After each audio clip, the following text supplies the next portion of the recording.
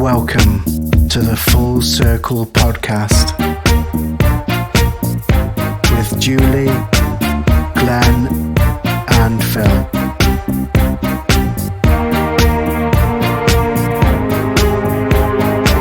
You are now tuned in to the Full Circle frequency.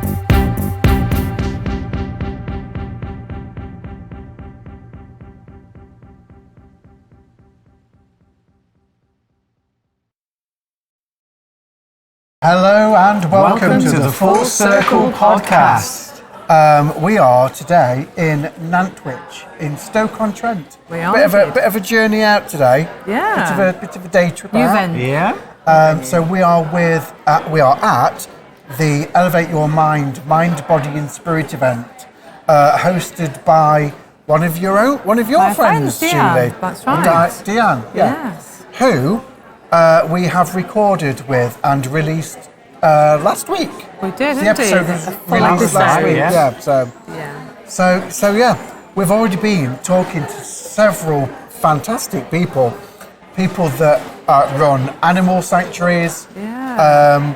We've got a gentleman on stage at the minute setting up an experiment for us. So we're looking. That's going to be so we're going to interesting. go there first. Yeah. We're talking to some fantastic people that we've already been invited to different events as well. Did you say a fire walk? We've been invited to Yeah. go and take part in a In fire May. walk in Ilkley as well. And the hospitality here has been brilliant. Already we've all had a little sample of a cacao drink. We have. And Yes, it certainly yeah. put Did you fire get in one my of those? cockles Yeah. today, that's for sure. Yeah, very nice. Very creamy, very silky. I thought Nice. so. It's the Silky first smooth. time for me. I'm going to have another one later, I think. Yes, definitely. So yeah. So we're just about to get started, aren't we, with the interviews Yeah, and the yeah. experiments? We That's are. going to be really fascinating. There's quite a few talks on today, so we're going to capture what we can. We've been invited to take part in one of Peter's talks, haven't we? Which Yes, sounds yeah. very fascinating, to do with breathing. It's breathwork, isn't it? Yeah. Yes, yeah. Yeah. Well, okay. We'll catch you later. We'll catch you later. See you soon. Bye-bye. Stephen's our first interviewee for today. Yes, indeed. And Exciting. And as you could have just seen, if Stephen was setting up a bit of an experiment for us there, Stephen. Yeah. Would you like to tell us what you're what we're doing, going to be Stephen? doing. Yeah, well, a lot of people have a misconception about water these days. And people are drinking tap water with ingredients that they don't know anything about. Yeah. And we know so little about our own health, it's unbelievable. Within your DNA is carried 12-strand DNA within your spine. And this is actually supported by a structured water column around it. Yeah. If this depletes by over 8%, your helix close semi-collapses. So your health does a bit. So these easy fixes how to get your health better. And one of them is here, a machine I bring in from America called the Vitalizer Plus. Okay. Guaranteed, because I like to be spiritual, but we'll sell it cheaper than anyone else. 'Cause we're just trying to help out. Yeah. And So- what this does, it puts a magnetic toroidal field within the water. Right. Now, the next one there that I also do is the Schumann frequency. Have you heard of the Schumann frequency I have, before? yes. Yep. Yeah, now Yeah. the Schumann frequency is the frequency that Mother Earth emits. So we're in a town or a city or wearing plastic on our bottom, we're not grounding. No. We're supposed to be the bit in the sandwich from above and on Mother Earth. Yeah. But we're not resonating with it. So what I'd like to invite you to do is, if you take a little Okay. bit of a sip of this one here, Yep. now that's the okay. vortex water. Yeah. Just stand this way slightly. Sorry, I just want to make sure. Just that make you're sure all you're right, on the shot, Stephen. that's all. Yeah. Bit new to this, so That's thank all you right, for you're the doing really advice. well. And then that feels quite like a Sauvignon Blanc. It's quite nice and wide. It's got all the qualities that it needs to be. I mean, you've just turned water into wine. I can do that by hand as well. Yeah. Shall I try Seriously. some? Yeah. Because it's your frequency that you're putting into it. Now that's the vortex water, and this was actually developed by. Have you ever heard of Emoto? Dr. Emoto on YouTube. He's Yes. passed over now, but he did a lot of work Yeah. with water. Has the most knowledge, memory, and everything, and the Well, crystals. it's very that come nice, off it. that is. Yes, Yeah, it certainly lovely. is. Yeah. And his research partner, Dr. Kim, developed and painted this machine. So Right. this is sort of Emoto-esque. This is human water. So that's for 7.831. Right. Okay.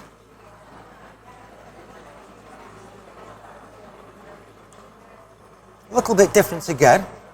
Let me have a little go on that one to remind myself. It's a bit like a wine. I need to. Yeah, that's. This one's a little bit sharper and higher, was isn't gonna say it? a bit more of Where a the kick. other one's more rounder. Yeah. Yes. I was going to say that one. The first was very smooth. It's Oh, round. It's really almost like a smooth. Sauvignon Yeah. Blanc, Yeah. a Where you nice get a red, little bit of really a, soft as soon and as you round. taste the second This one's got a one. little bit more of a Yeah. sharp. That's It's it. still beautiful. Yeah. Now this is. It's almost that one's almost like a bit of a Bit of a citrine. spice, isn't Yes, it? yeah, it's got a little bit of sharpness to it. Yeah. yeah. And this one is cheapo little water, but Okay. this is what I use as my base.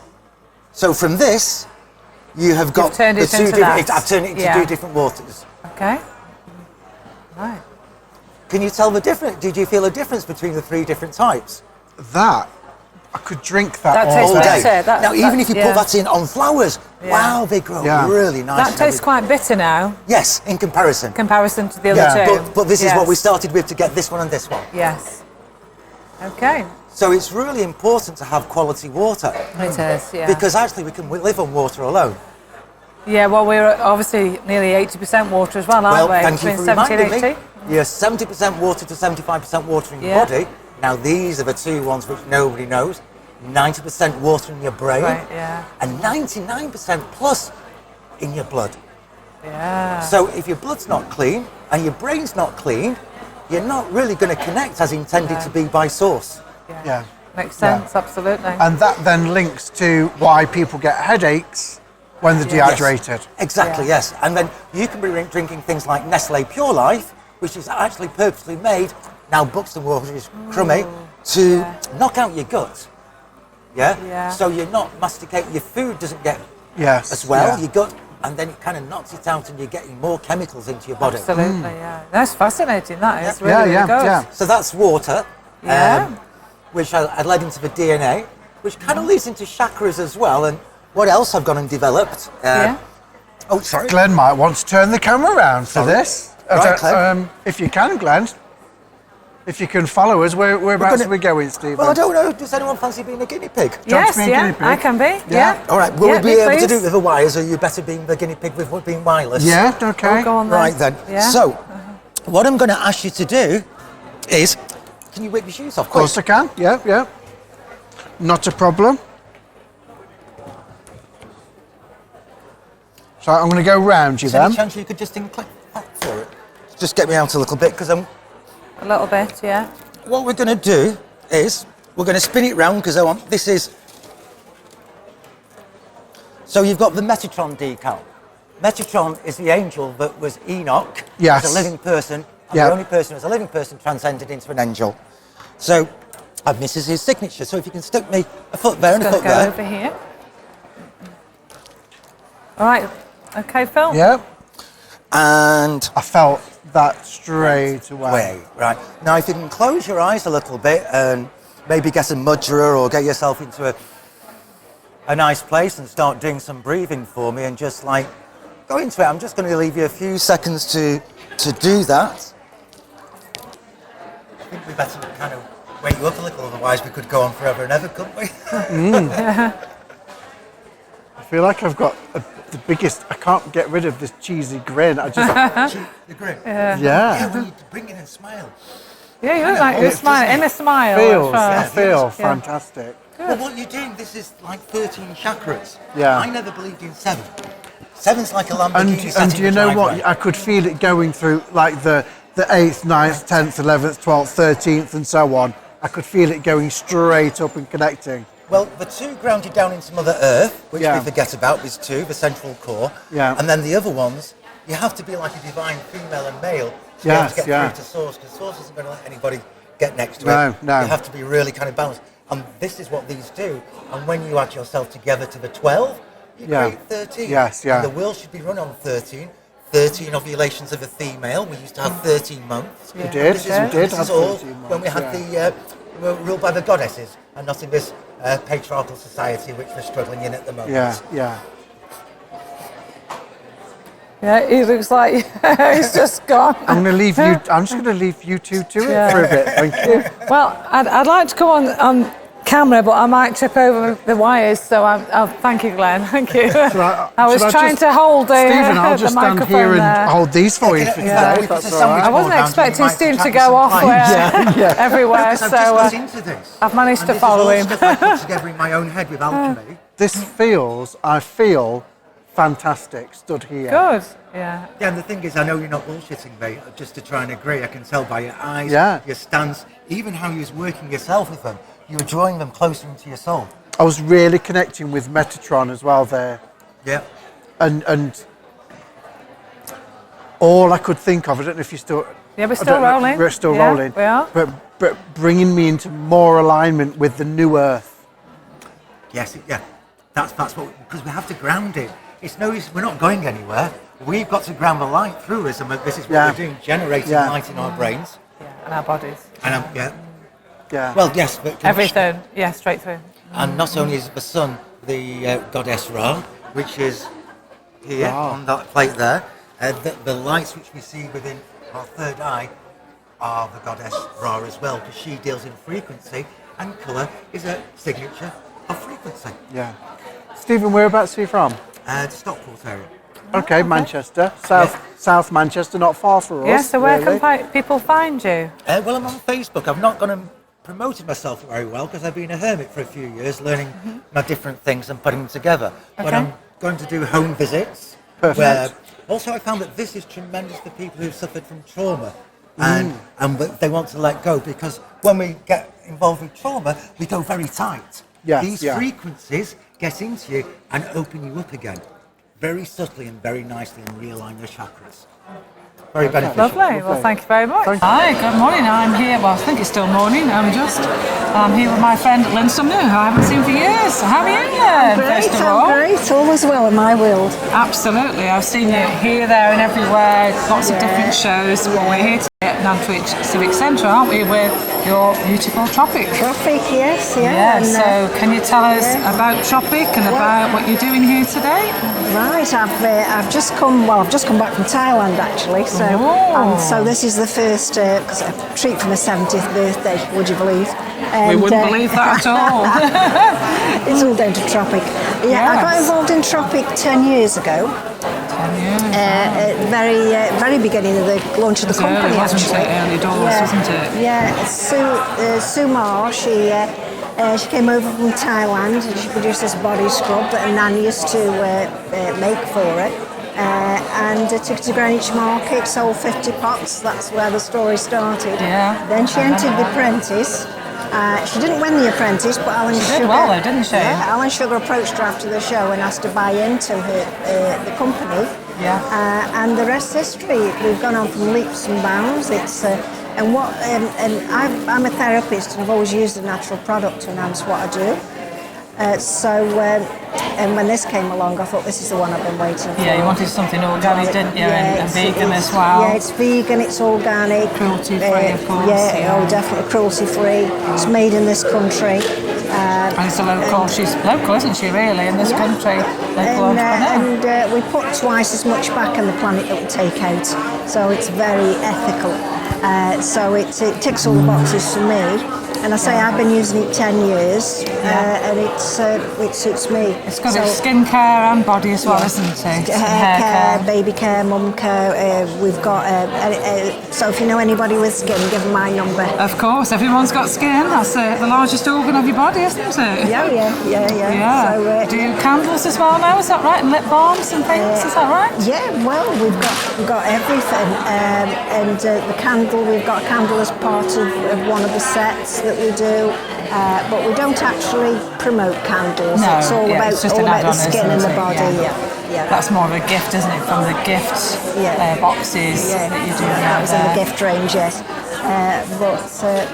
So my regime: cleanse, tone, moisturise, and serums as well. I use a I use because babies cell turnaround 7 days. Somebody in the 70s like myself, it's a 70-day turnaround. 70 days? So it's all about keeping the moisture in the skin. It's a long time, isn't it, if you think about it? Yeah, so it's about moisture and protection. So I use a serum in the morning to keep at night to keep the moisture in while we sleep. And then in the morning I use a serum to prevent and reverse damage. Yeah, and there's lots of different serums as well. There's greens, isn't there? There's You've got all sorts super there. greens, which is excellent for anybody with rosacea, dry skin complaints. If I get stressed, I get a flare-up of psoriasis. Yeah. So the elixir is my go-to. I was just going to place. mention the elixir. That's a fantastic oil, isn't That's it? always been I've used the elixir the cleanser before. hero. Yeah, so I've turned. I've had ladies coming to me with Tropic eczema, acne, rosacea, and I've got the tools to. You have, and being a therapist as well. Oh, yes. You know, with massage and everything, isn't it, really? Yeah, It just comes sit- in handy because you can advise people then. Your years of experience. Yeah. Oh, marvellous. So where can people find you if they want to contact you, Lynn? Well, I'm based in Staffordshire, in Warrington, and I've got an online shop, which is www.tropicskincare.com/Lynn Sumner. And I'm normally at Mind, Body and Spirit shows. I do events at Boston. I'm always out and about there. You're on Facebook as well? Yes, Facebook, all the social media, and if somebody wants me to give them a facial or just walk them through the product or invite a few friends round. Yes, you do pamper parties as well. Yes, and I'm always looking for People with skin. people with skin and somebody who's looking for another source of income. So Yes, you can also to join do the part-time or full-time, can't you, Green with Beauty Tropic? Revolution. So this is what. Yes, so I lure them away from. I won't swear. And also, you said there was a tool where you can check your skin products as Oh well? yes, there's an actual app called Think Dirty. It's if you pop it on your phone, put the name of your product in, and it tells you how safe you are. If it's in the red, it's a no-no. So It's a dirty product if it's in the red. if you pop Tropic in there, green nuts right across the board. I can't fault it. Got the green light. Yes, it's definitely a wise career move 10 years ago for me. Marvellous. Well, thank you very much, Lynn. Hope you have a good rest of the day. You seem quite busy early on this morning. Yes, so I've got off to a good start this morning, and it's and I say I'm local, so I know a lot of people. they come to see you, I'm sure they do. coming to see me today. Brilliant. I think that's a wrap. Welcome, thank you for coming. So today we're going to talk about flow of abundance and prosperity. But it's always nice, I feel, with events to really land in the space. Can I just ask to start off with, we're going to go through till 12:30, so does anyone need to leave, apart from the camera people, does anyone need to leave before 12:30, or do I have your attention for a full 45 minutes? Yeah? Is that good? Cool. That's really nice to know. So we can create a space and hopefully make this as it's quite nice actually to have a talk where it's quite a small group, because we can make it interactive and we can explore maybe some of your own challenges around money and flow. But just to start off with, let's just do a little alignment and just land in the space and tune in if we can. If that's okay. So it's a really good idea just to uncross, feet flat on the floors, spine nice and straight. So you've got a nice connection with the source through to the earth. You've got your feet flat on the ground, sitting nice and straight in your seat with your arms, with your hands, palms facing up, resting on your thighs. Hi, welcome. We're just starting. Take a seat. And just to take 3 long, deep breaths in through the nose and blowing out slowly over the bottom lip. So.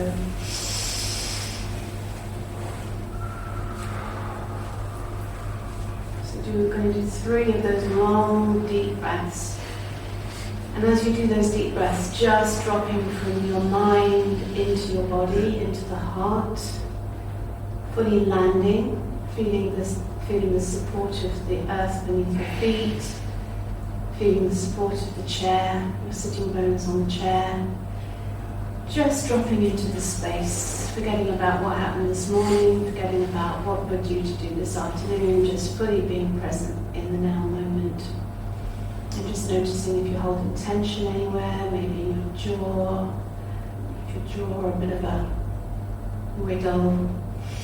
Noticing if there's any tension in your arms, in your shoulders, in your neck, and just wriggling those and just dropping any tension that you might be holding in your shoulders.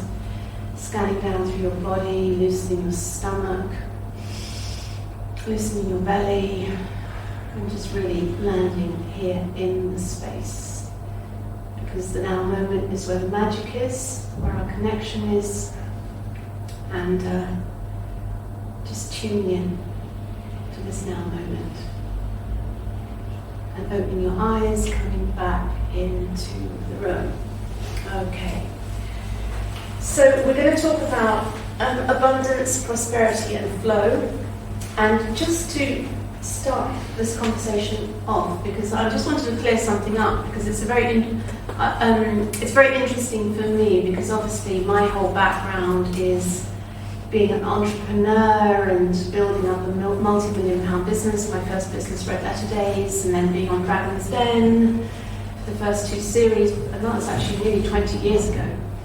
And still, and obviously we're now 20 years on, and still many people have this idea that I'm this multi-millionaire, celebrity entrepreneur. Welcome. Hello. That's fine.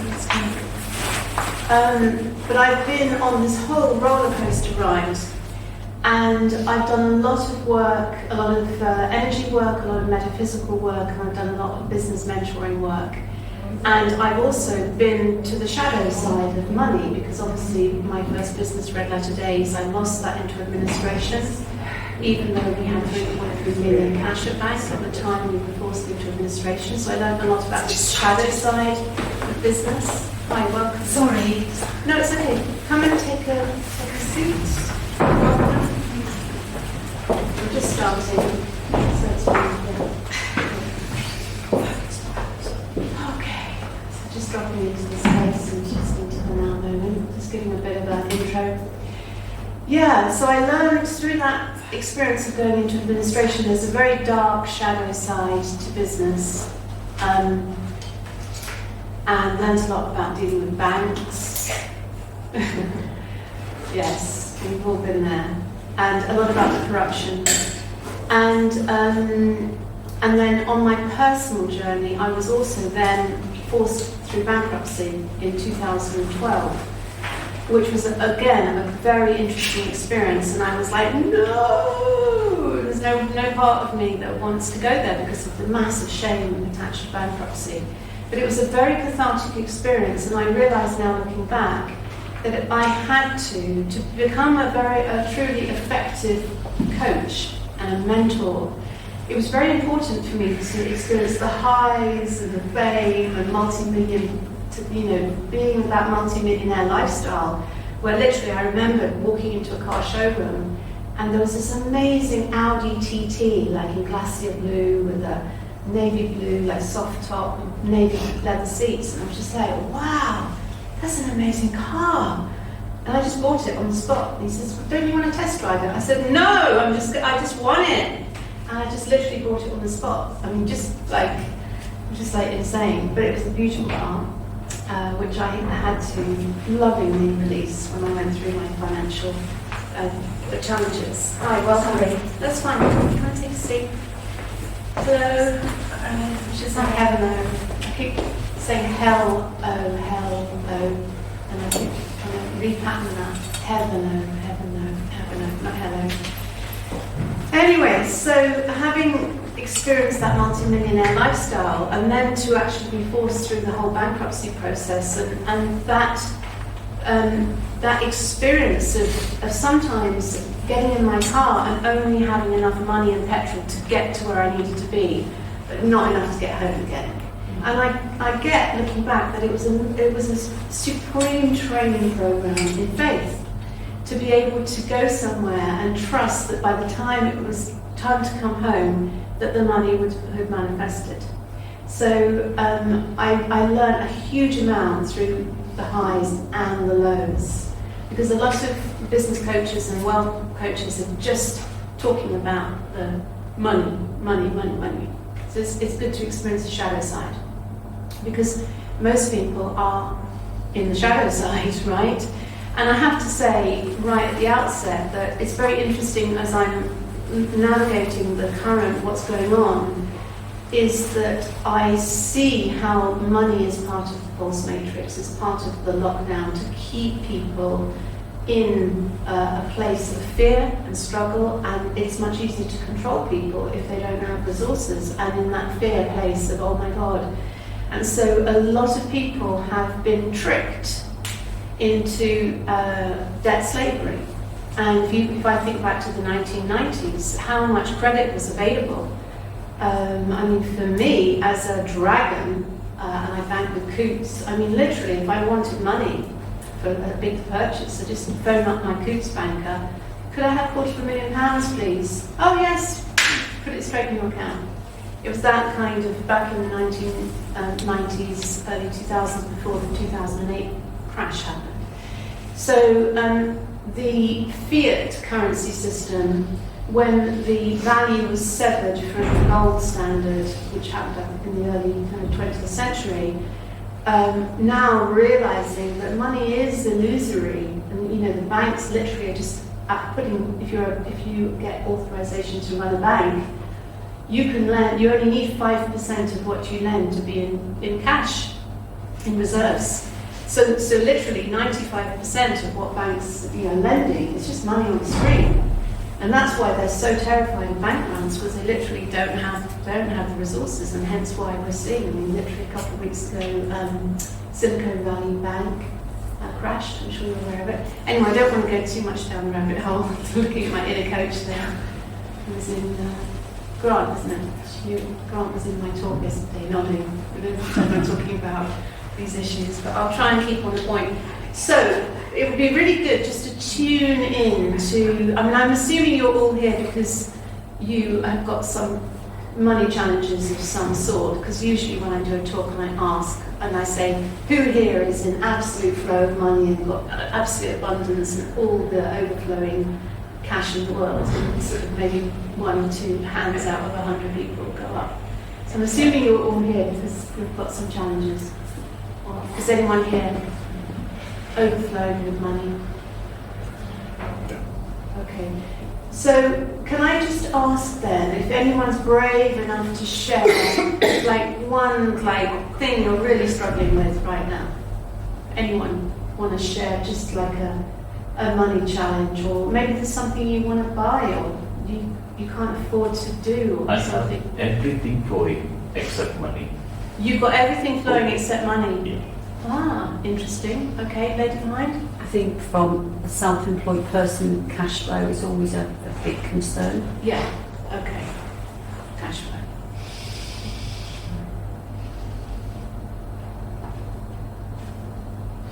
So I was a bit like you. I had lots of money, house in France, house in the UK, everything going. And just now I've been through a divorce, which means I've been tasked to downsize my half, absolutely everything financially. So the houses have been sold, the cars gone. So I really resonate with what you're saying, and that it does create within you an immense faith and trust, actually, within that space, that there will be enough, and not only that, but then you can create the abundance again. Yeah, that's really good. So I'm just tuning in to what you're saying, and I'm curious to know whether you've done any work around grief, the grief of losing a lifestyle, losing money, losing a marriage. Yeah, very, very much so. Because I realise grief is not just through death at all. Yeah, absolutely. Yeah. And I think the more you do in that, the quicker you can recover from it. Yeah. It's a really important point, because this is what we're seeing, because a lot of the money is being sucked out of the system. It has been for the last, particularly over the past 3 years, and the wealth distribution from the poorest 90% to the richest 1% has been massive. So lots of people are really, at that lower end, are really, really struggling. And so now what we're seeing is, like, for example, energy bills. I mean, just look at my house, like a year ago, like last December, the energy bill was maybe £300 or something, £340. This year it was like £750. I'm like, oh my God, that's almost £1,000 a month just on energy. And so, and then prices of food and, you know, all of these essentials of life, this base chakra, this base needs are really being squeezed. And my sense is it's being done deliberately, and it's creating a huge amount of desperation and scarcity.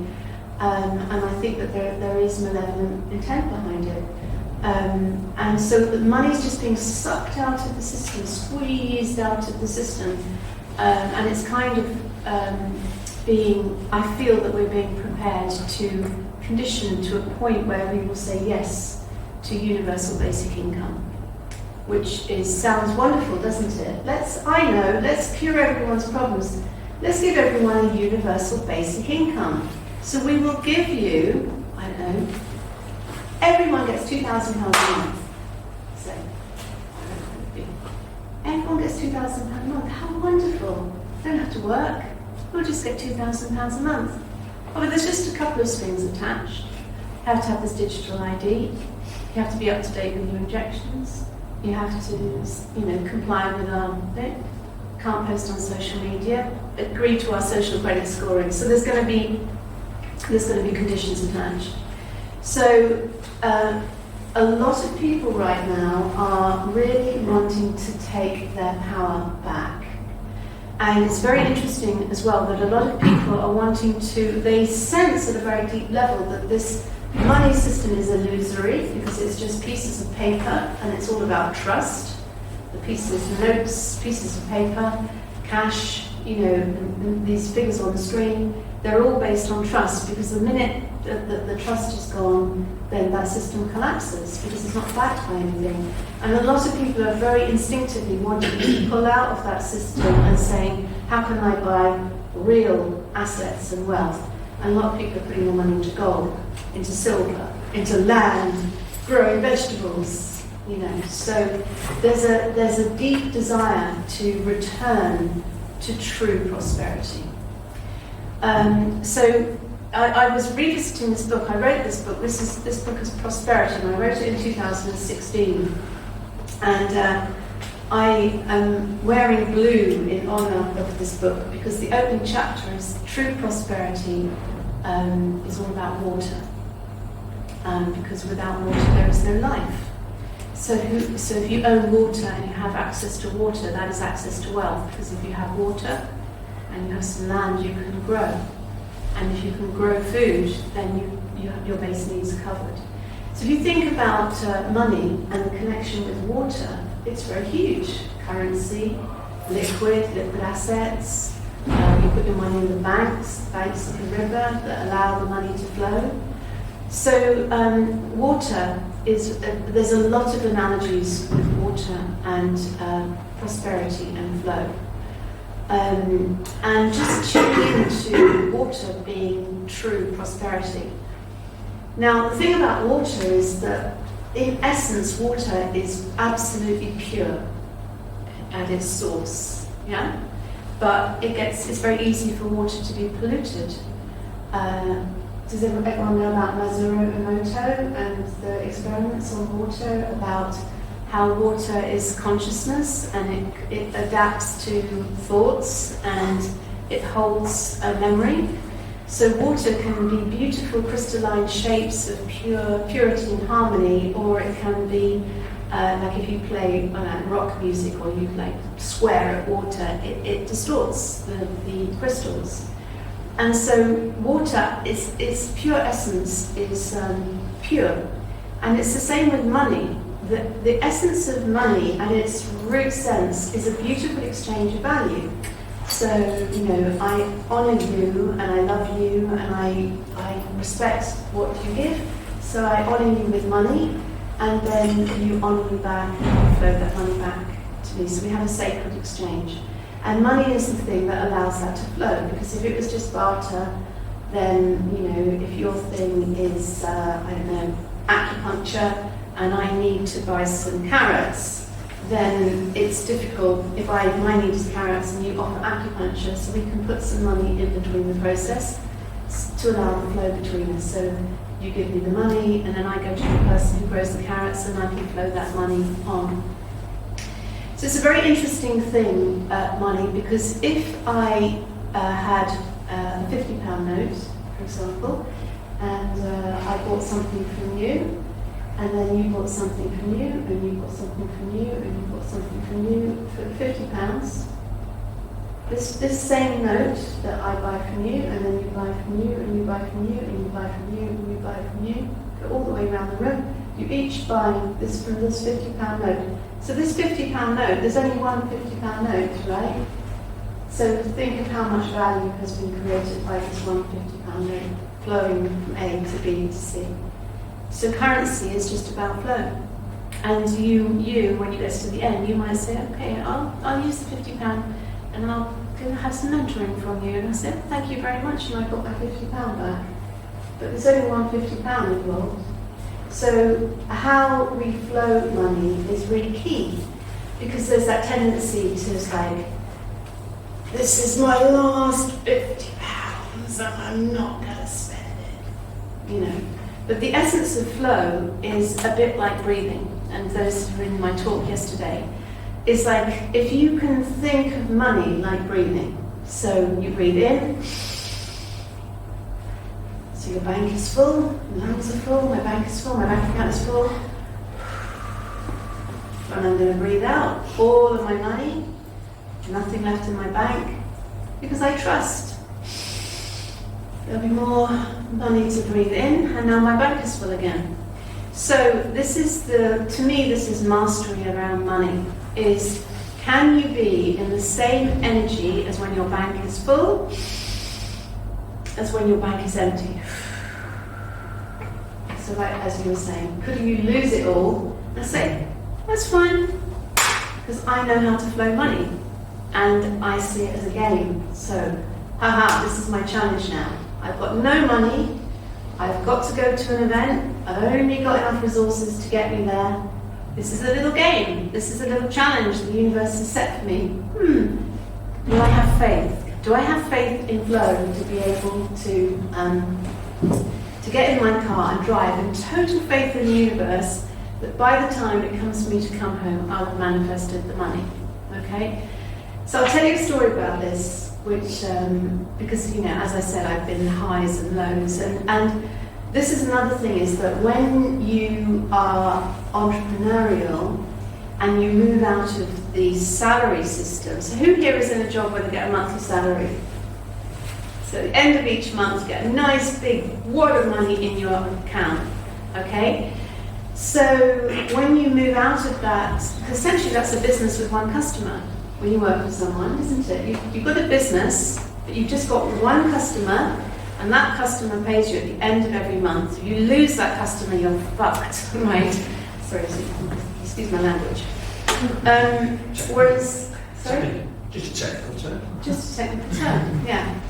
So when you open to sort of enterprising, entrepreneurial kind of world, you've got all sorts of different possibilities of money to flow to you. So maybe people might buy, you know, one of your sessions, or people might buy one of your books, or people might book you for a speaking event, or someone might engage you for a consultancy, or to come and train their corporate team, or whatever it is.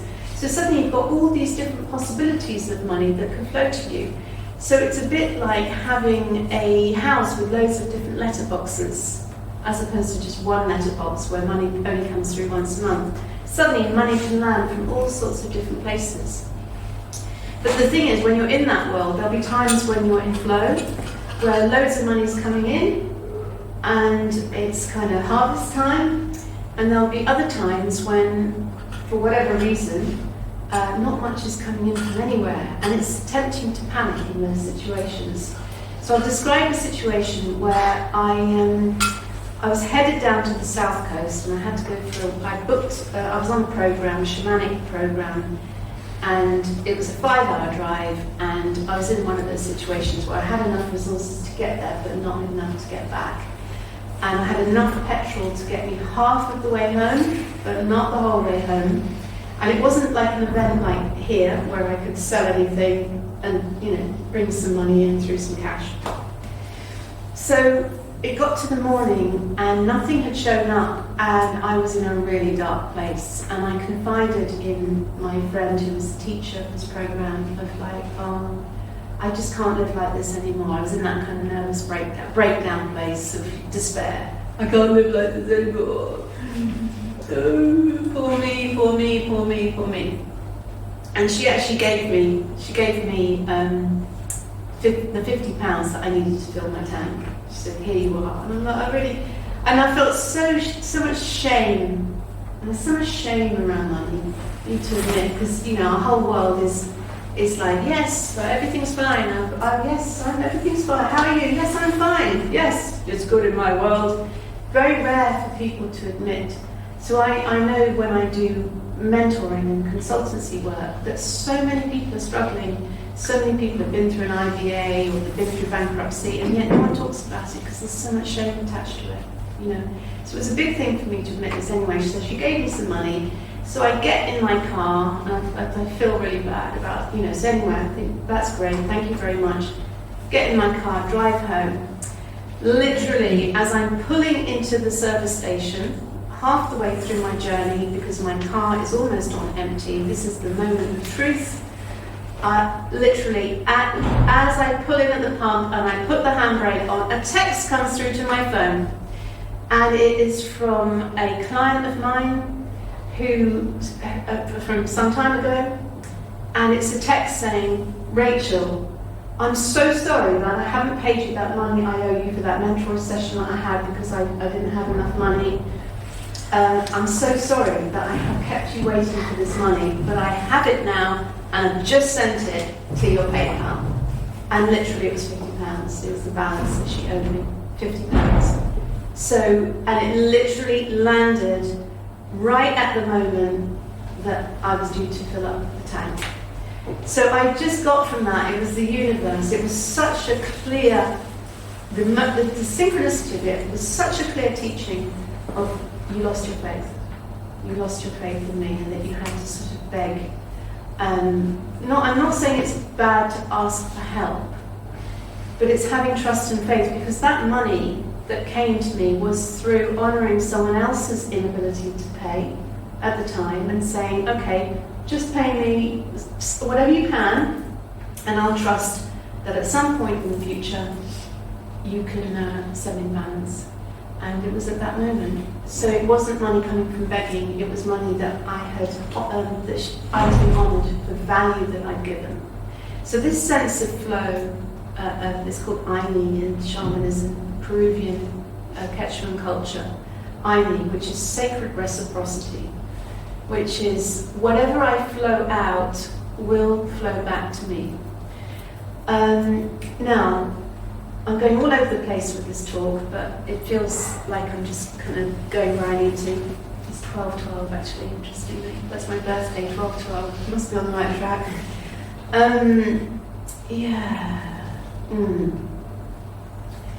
So, where to go with this? Has anyone got any questions? Anything you wanna, anything that's coming up for you as I'm speaking that you want to just speak into the room? The shame words, I was kind of connecting with that even before you said it, so that's really interesting. How did you get with that? Okay. So, should we do a little exercise on this? Yeah? Okay, so everyone can do this exercise. And this exercise is based on trauma healing. I did a 4-year professional training in trauma healing, and it's a very fascinating subject because we all have a huge amount of trauma in our life. and particularly a huge amount of trauma around money. So, so everyone can do this exercise. So what I'd like you to do, including you, is to just close your eyes and just tune in to a moment or a feeling of shame, a situation in your life where you felt a lot of shame around money.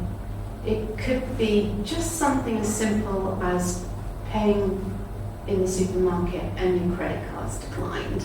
And that, oh God, feeling. It could be as big as going to the court to declare your bankruptcy, and that feeling of having to actually go before the judge and declare yourself bankrupt. So it could be the tiniest thing, it could be the biggest thing, but just tune in, just whatever comes up for you, and just a time of shame around money that has come up for you, where you had to admit you couldn't afford it, or you couldn't pay your bill, or whatever.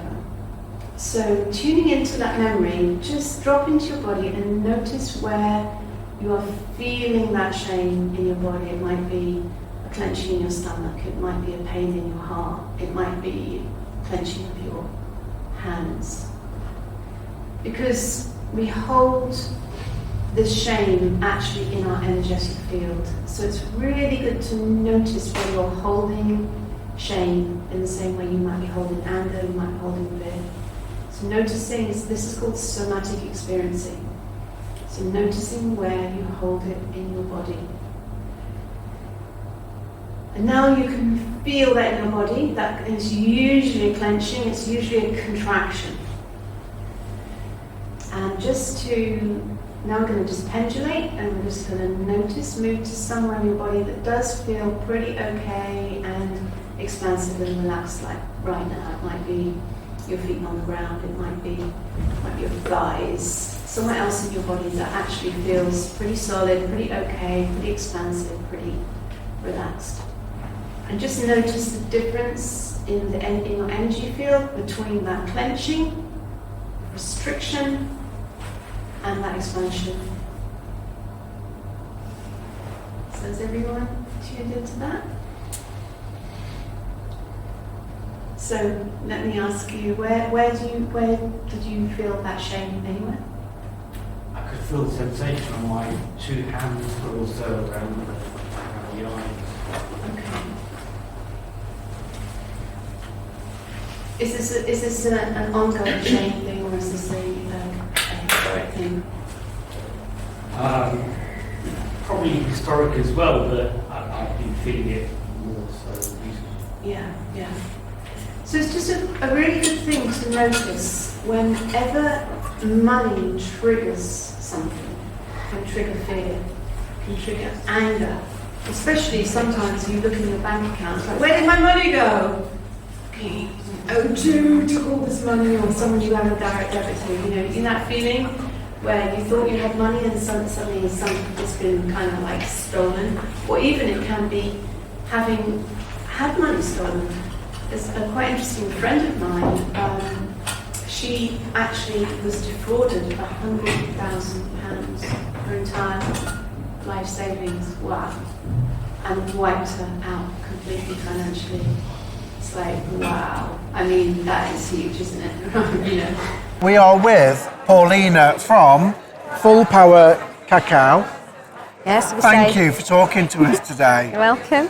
And I'd like to say, tell us what you're doing today. But it's quite clear about what you're doing today, isn't it? But tell us about what you're doing today. Tell us about your stall. Yeah, so this is the Full Power Cacao store. And what we have on offer is the Full Power Cacao. If you can see it in there, beautiful, delicious cacao, which people know as chocolate, but cacao is the purest form of chocolate. And it's a superfood, super powerful, heart opener. We use it in ceremonies, and I use it every day. I use it as a drink every day to full power me up, open my heart, align me, give me all the nutrients. It's a natural uplifter. So you take yourself through a ritual every day then? Every day, yes. What would that ritual entail? So it will start in the morning with my pan. I get the cacao, this is how we sell it in the cacao paste. You can hold it right up to the camera if you like, so they can... So we use this cacao paste, so I'd put a tablespoon in a pan. Unless I'm doing a big ceremony, then it would be 50 grams of this to really open the heart. Yeah.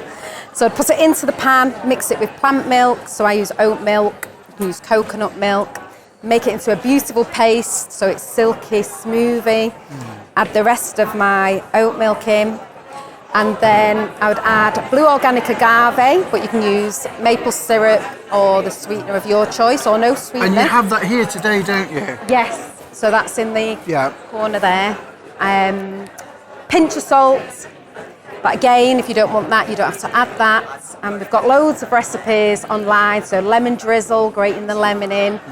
Or doTERRA, wild orange. That's delicious as well. So has this got salt in today? Just a little touch, yes. Yeah. And then I would use it to meditate then. So then I would meditate, do my mantra, because this is setting me up for the day. It's a heart-opening medicine, so I'm connecting in with that plant medicine to give me that energy, get me high vibing throughout the day, bringing in that connection. Yeah. And then do a bit of yoga with it. It's great for yoga. It's just a great all-rounder. That's brilliant. Yeah. So do you run cacao ceremonies around in your area? So Paulina, you're based in Manchester, aren't you? Yes, so we're based in South Manchester, but we're all over. So this is Lynn. So Lynn Brown, so he's the founder of Full Power Cacao. Right. So he went to Guatemala in 2012 and he thought he was going for ayahuasca. However, he found the chocolate shaman. So this is Keith the chocolate shaman. And he brought cacao back, he brought ceremony back to the people. They say when nature is out of balance and out of harmony, cacao comes out of the forest, the plant medicine comes back out to the people to bring us back into balance. So we're getting that support from nature. And Liam has then took his teachings from Keith and has brought it to England, and he's just toured all over the UK.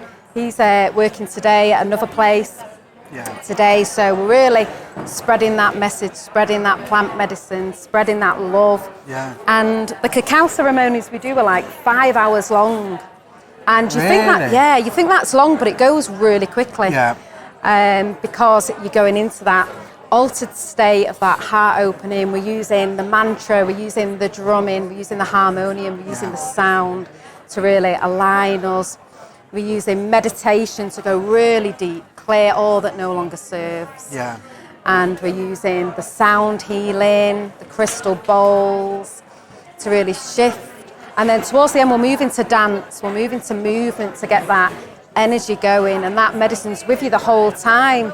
Because like coffee, you know, gives you that stimulant and then you're gone, whereas this is vibing, you're all through them hours and doing that heart work. It's just beautiful. Yeah. And we do cacao teacher trainings as well. Oh, right, so we train people how to hold the ceremonies, how to access their inner power, connecting with the plant medicine, and to just share this beautiful magic and share this love that's wanting to be shared with everybody. Are you doing any ceremonies today? Yeah, so 2:45 this afternoon. Yeah. Where about?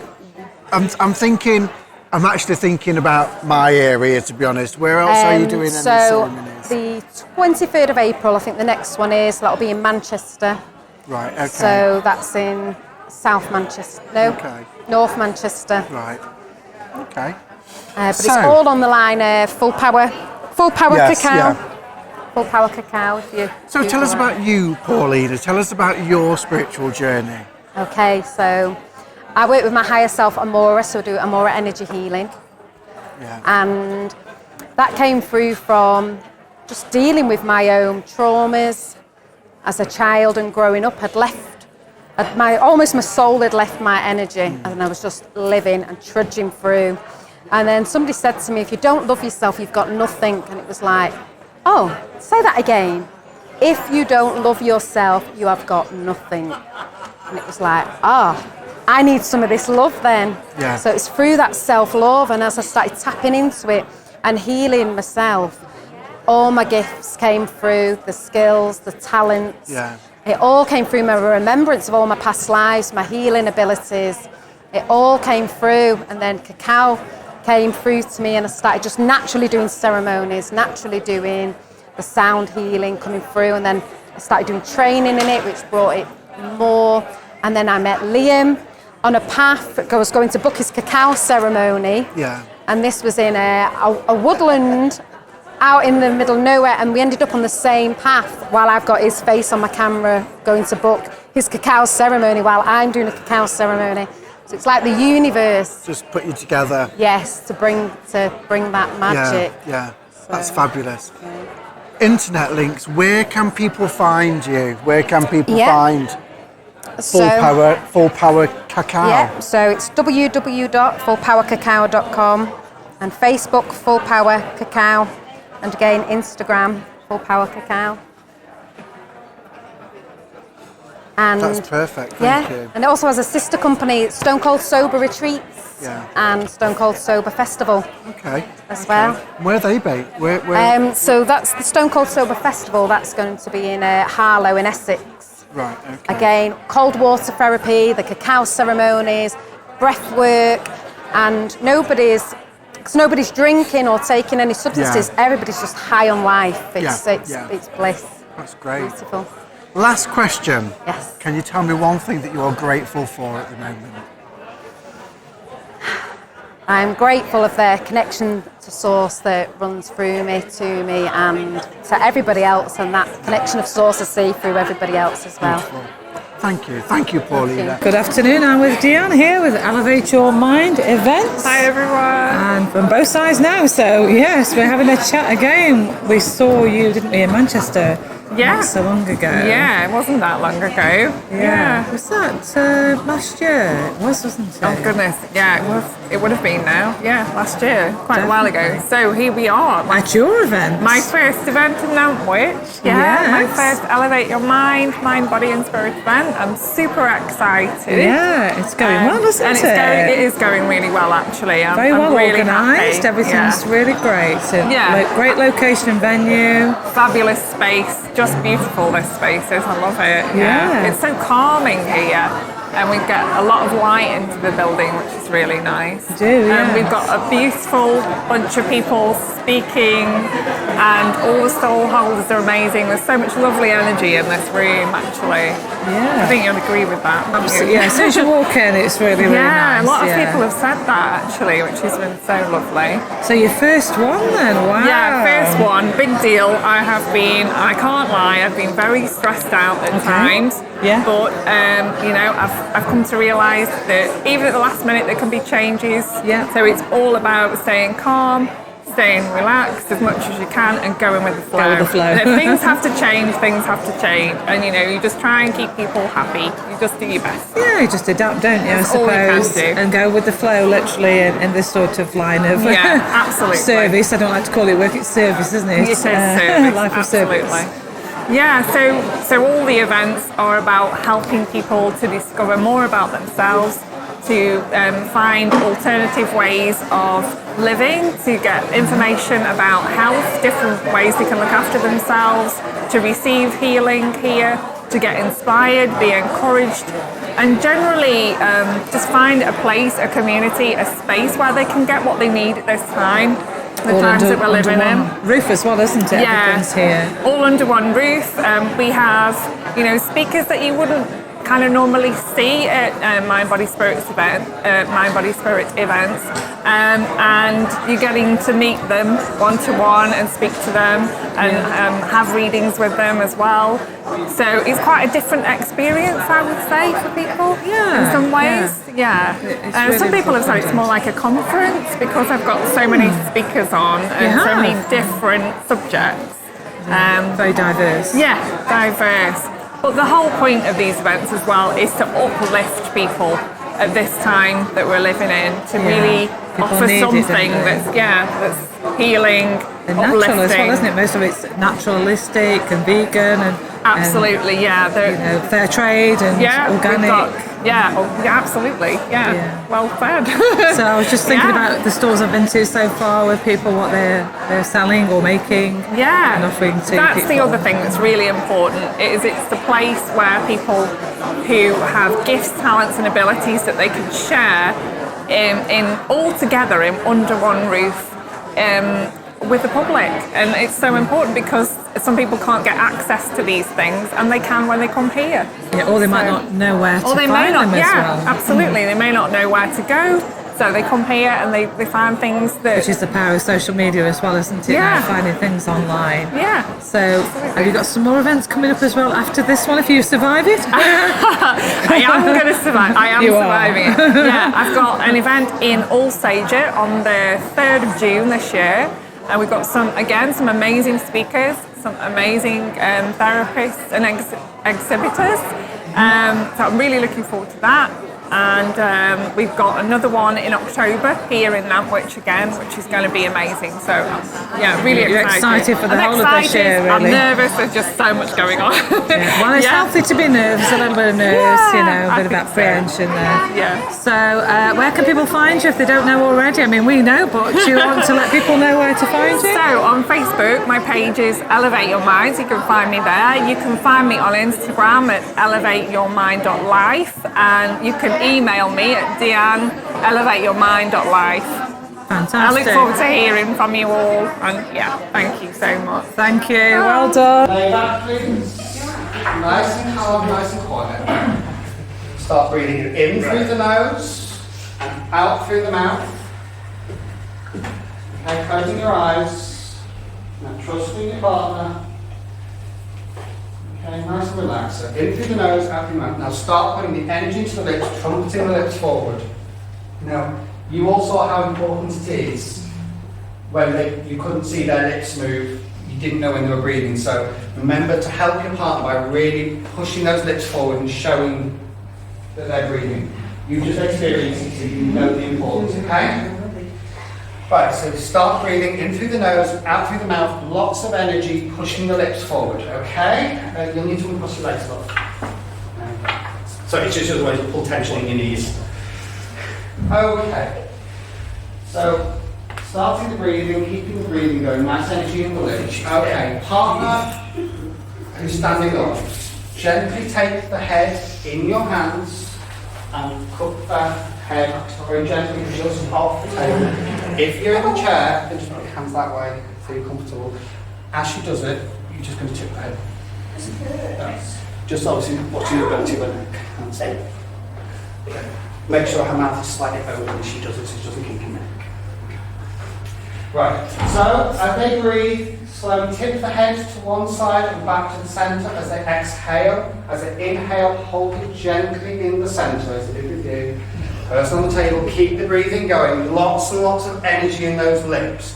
Really push the breath through, deep in through the nose, out through the mouth. Part 2, really support the head. Okay, it's really important to support the head. Side. Side. Do you want to leave the Nicola, would you just have these girls? The head is really heavy. Yeah, that's heavy. So, tipping 3 times one way, 3 times the other, okay? Person on the table, keeping the breathing going, nice energy. Once you're done, then back to the middle. It's amazing how heavy heads are as you hold them. Okay, so the person on the table, just keep that breathing going, in through the nose, out through the mouth, energy in the lips, pushing the lips forward. Your partner needs to be able to watch your lips to see you breathing so they know when to move your head. Because you don't want to move the head when they're inhaling because you can cause neck cricks. Okay? And once you've done that 3 times each way, then you'll move around to the side, to the shop, in line with one of their shoulder blades. Gently lower the heads down first, do not let heads bang onto the table, support your partner. Your partner is trusting you. Remember how they supported you. Now you need to support them.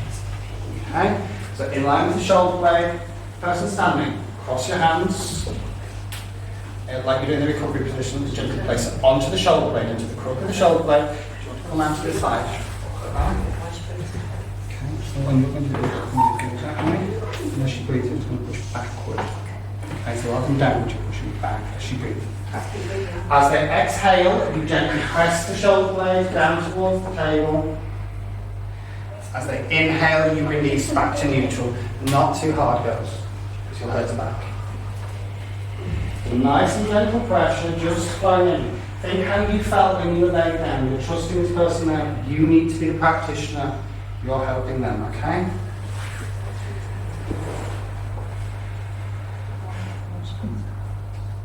Do that 3 times, and then you'll move around to the other side. Very quietly. Watch them breathe a couple of times, and then repeat the motion.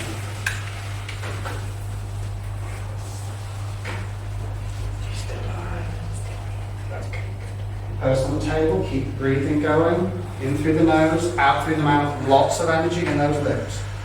It's really important that you control your breath and that you exhale properly, nice and relaxed. The people doing therapy will be able to tell you just how important that breathing is and the difference it makes. Okay? Once you've done 3, then return to the original side. Okay? Come in line with the chest wall. And place your hands in the cross position onto the centre of their chest, just into the backbone. That's it. As they exhale, gently press down, not too hard, not too super hard.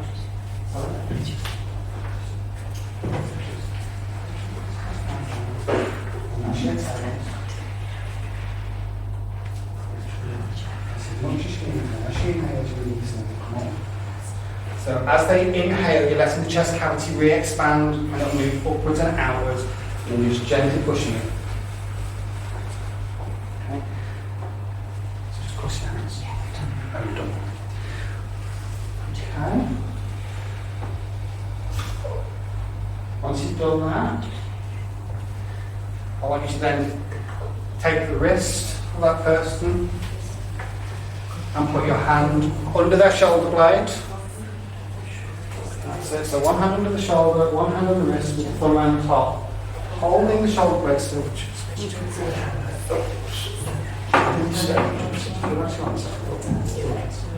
Quite tense.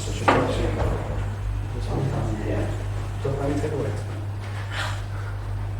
I'll keep it out of these two. Okay, so you're just going to lift the shoulder blade off the table with the right hand, very light, not too high, and then as they exhale, you're just going to pull the arm down away from them. Okay, nice and gentle, not too far, you're not trying to pull it out, just, that's it. And then when they breathe in, you relax the arm again.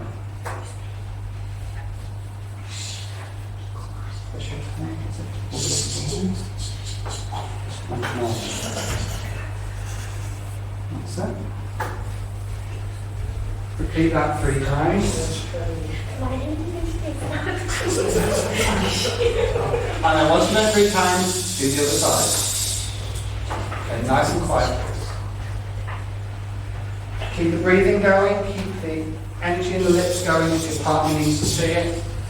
Following the rhythm of the body, listening to your partner's body, observing what's happening with them, supporting them while you go.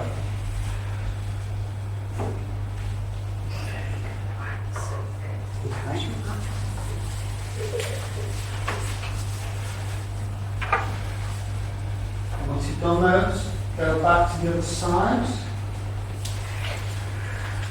And you're going to take hold of the wrist. So holding their wrist under one hand, and then your hand around their hand, so into the middle of their palm, so your fingers in their palms, so just lift your arms up there. As they exhale, just keep the wrist where it is and pull the palm down, so you're pulling the fingers down, okay?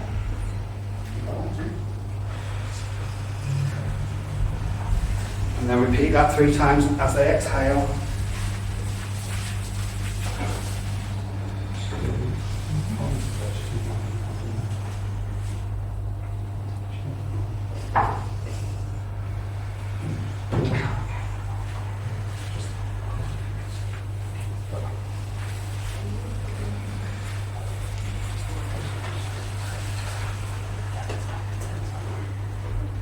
Just me holding your hand.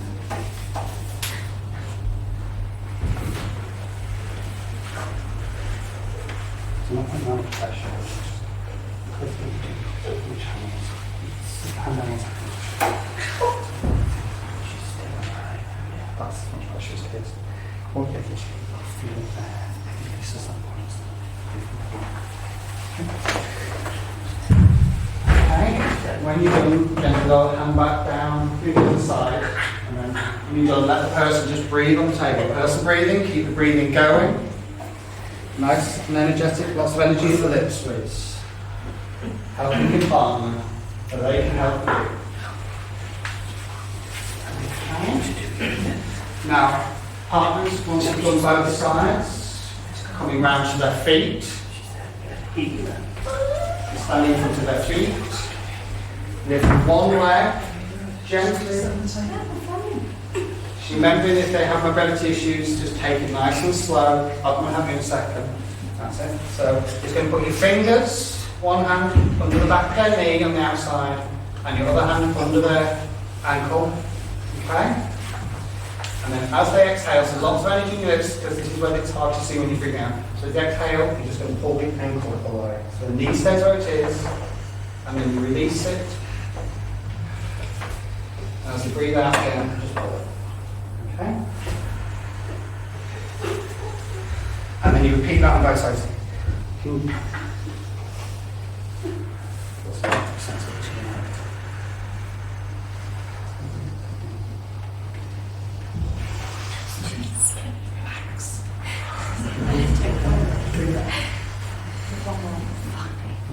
Breathe what we're doing. As long as you just breathe out.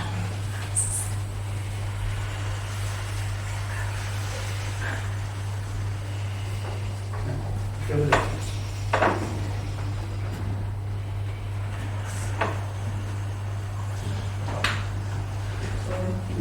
Okay, do both sides.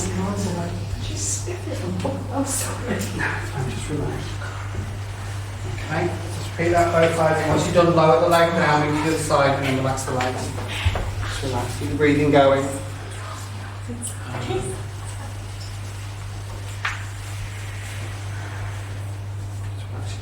Don't take the weight.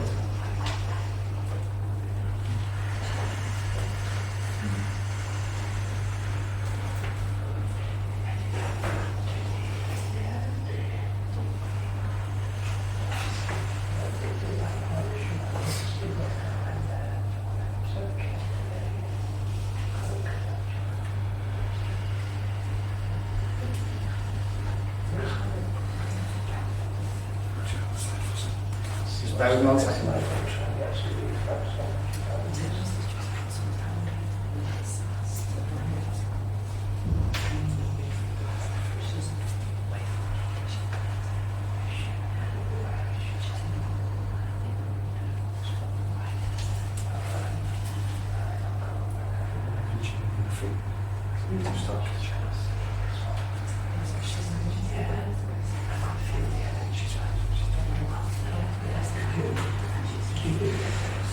Now, staying at the feet and lifting both feet together and placing against your pelvis.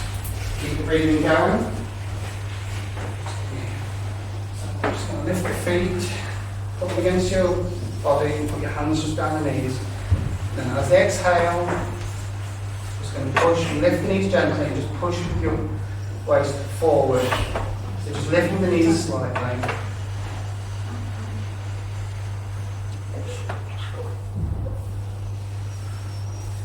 As you inhale, straighten the legs.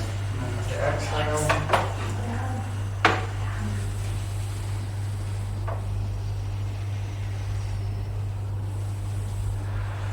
once you've done that 3 times, you can roll the legs back in nice and gentle.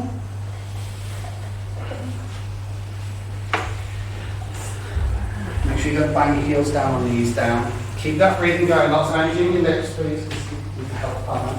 Okay. And the person on the table, I want you to open your eyes just very slowly, gently in your own time, but keep your breathing going.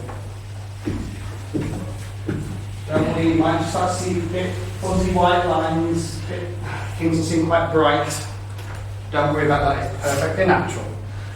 Okay? Then I want you to roll on gently onto your side. Partners support them, make sure they're not going to fall up on the table, make sure they know exactly where they are. Onto the side is the recovery position. Nice and gentle, support them there.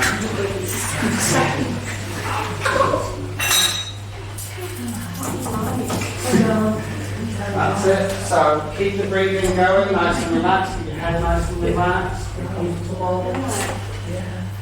Okay. Make sure your partner's okay on the table, make sure they're right. Keep that breathing going when you're laid down. Now keeping your eyes just relaxed but open so you can see just a bit. I want you to just move your knees off the side of the table and come to seated position. Nice and gentle.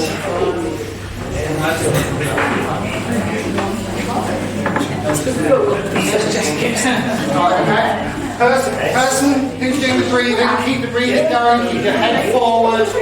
So let them flop forward. Just relax.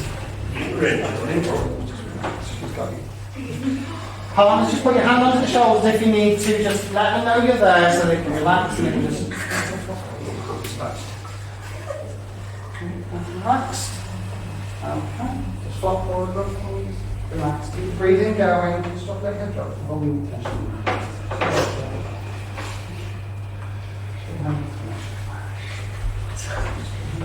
Next, relax.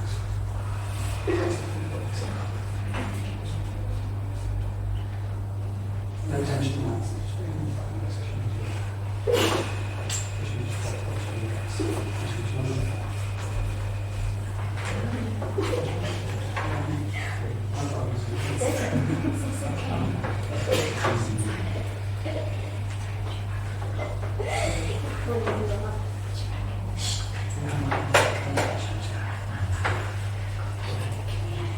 Okay, now person on the table, keeping your eyes just slightly open.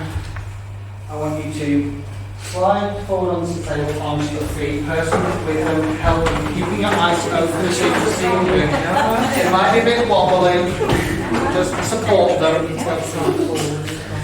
Okay, and the person now standing, just flop forward, I want you to just relax forward, lean forward, head down, neck down, shoulders relaxed.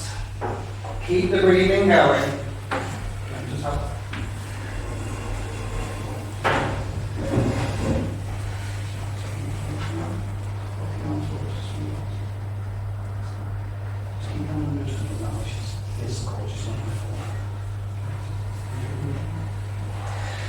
So just supporting your partner. You might just need to put your hand onto the stomach just to support them so that they feel that they're safe. They're not going to wobble forward or topple forward. Okay. And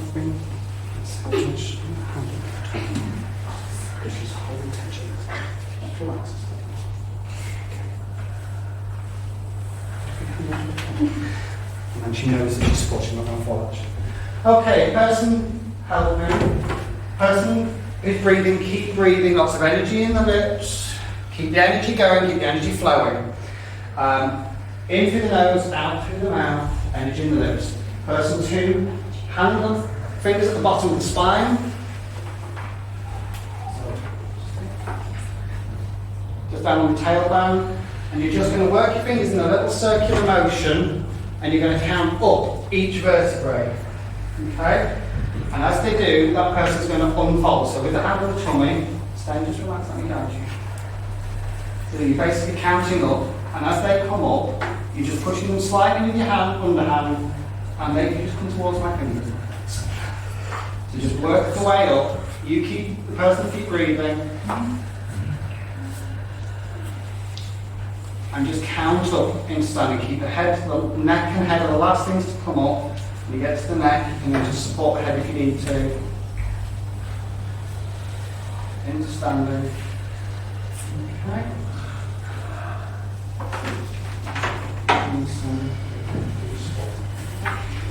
Okay, so they're into neutral standing point. Excellent. All looking good. Okay, just support them. Okay, just keep relaxing your breathing going. Very well. Excellent. Very well. Just drop this slide.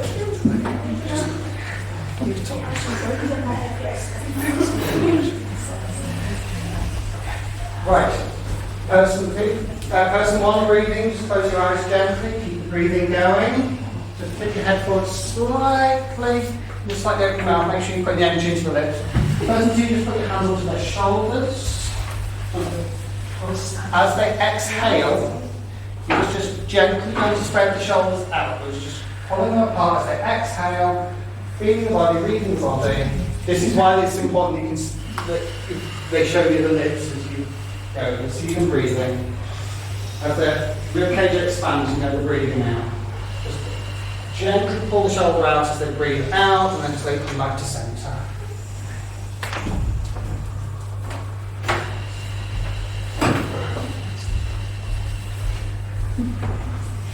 Okay.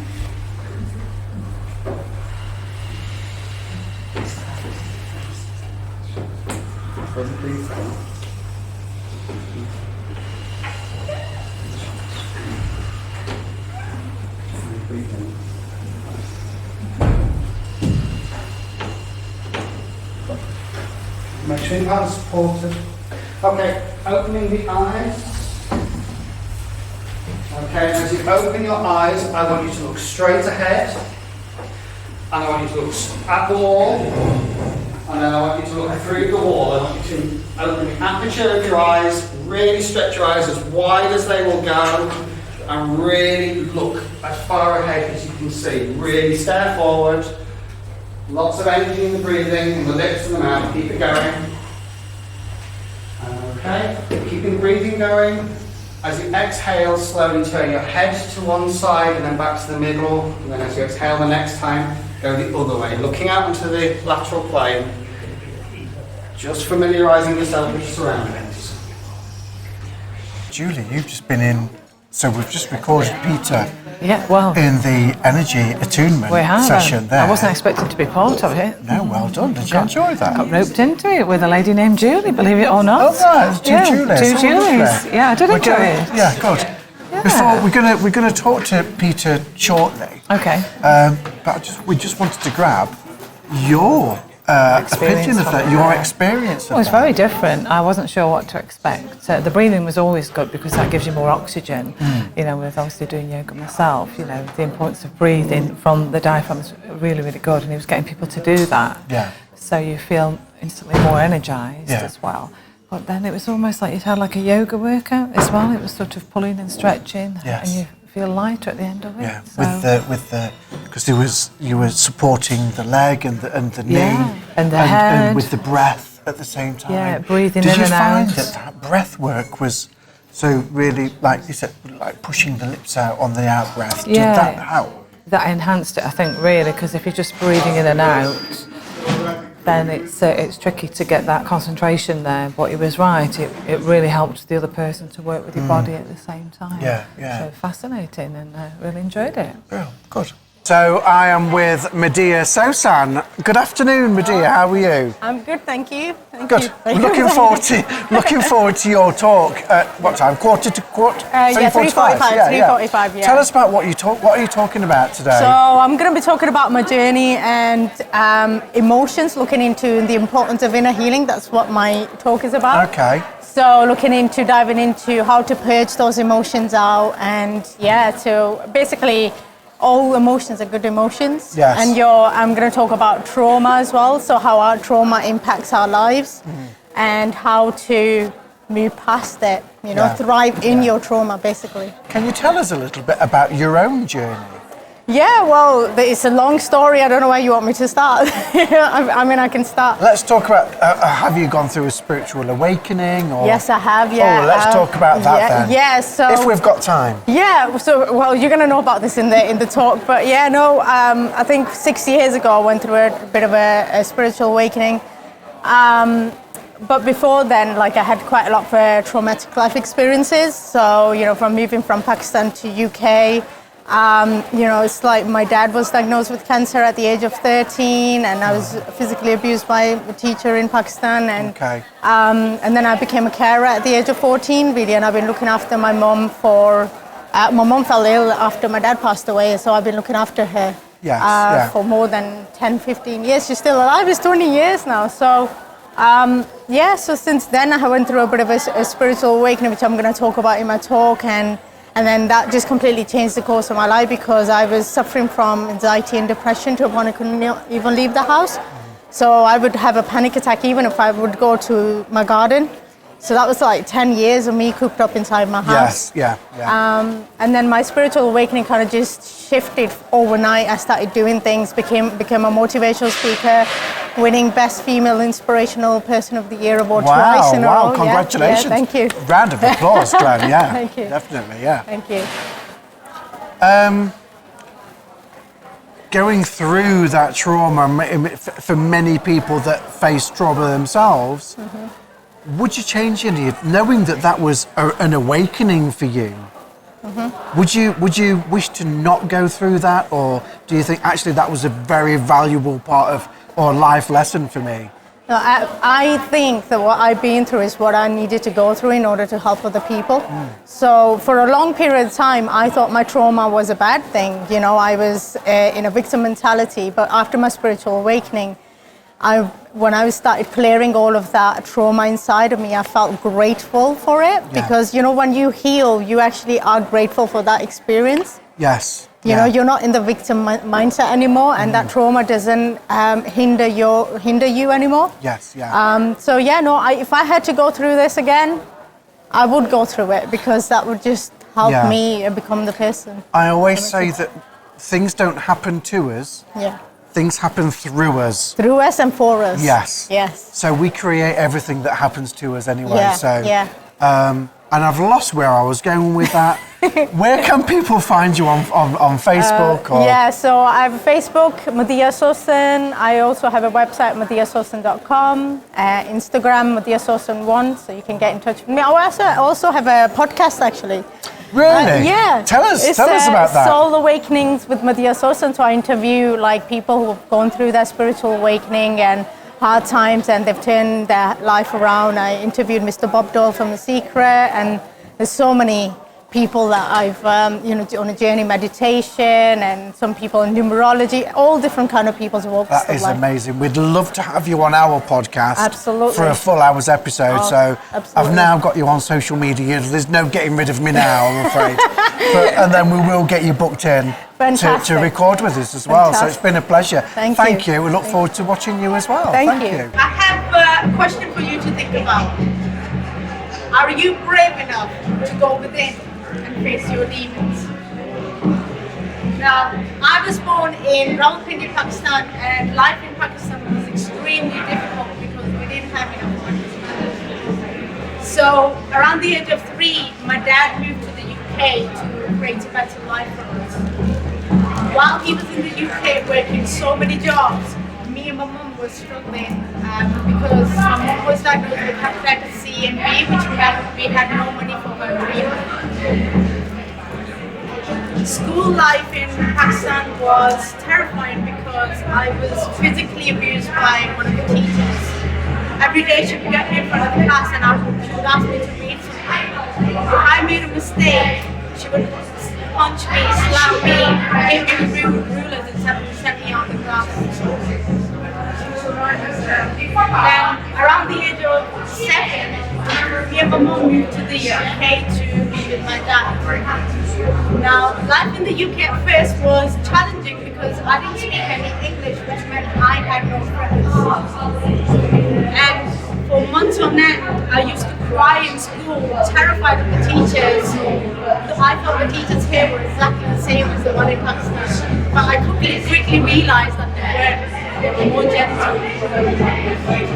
Our home life was stressful because my mom and dad were still stressed out trying to earn money for us. We lived in a private rented place with one bed, one heater. My mom and dad gave me the bed while they slept on the floor. That was our lives for 2 years. And then around the age of 13, my dad was diagnosed with cancer. He passed away within a year, and shortly after his death, my mom fell ill and I became a young carer at the age of 14. At the time, I didn't understand why this was happening to me. all I knew that the world around me was falling apart, and I felt so unsafe and frightened to be alive. I felt so isolated and alone as I'm the only child. There was so much fear within me that I began suffering from crippling anxiety and depression to a point I could not even step outside the house without having a panic attack.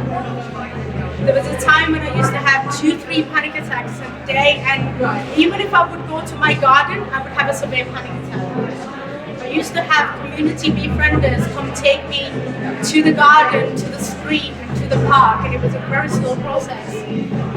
That was my life for more than 10 years. I was cooped up inside my house, living in my own hell.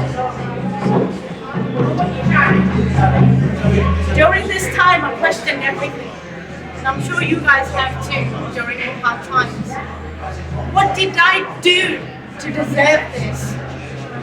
If God was real, why would He make me suffer? Why would He make anyone else suffer?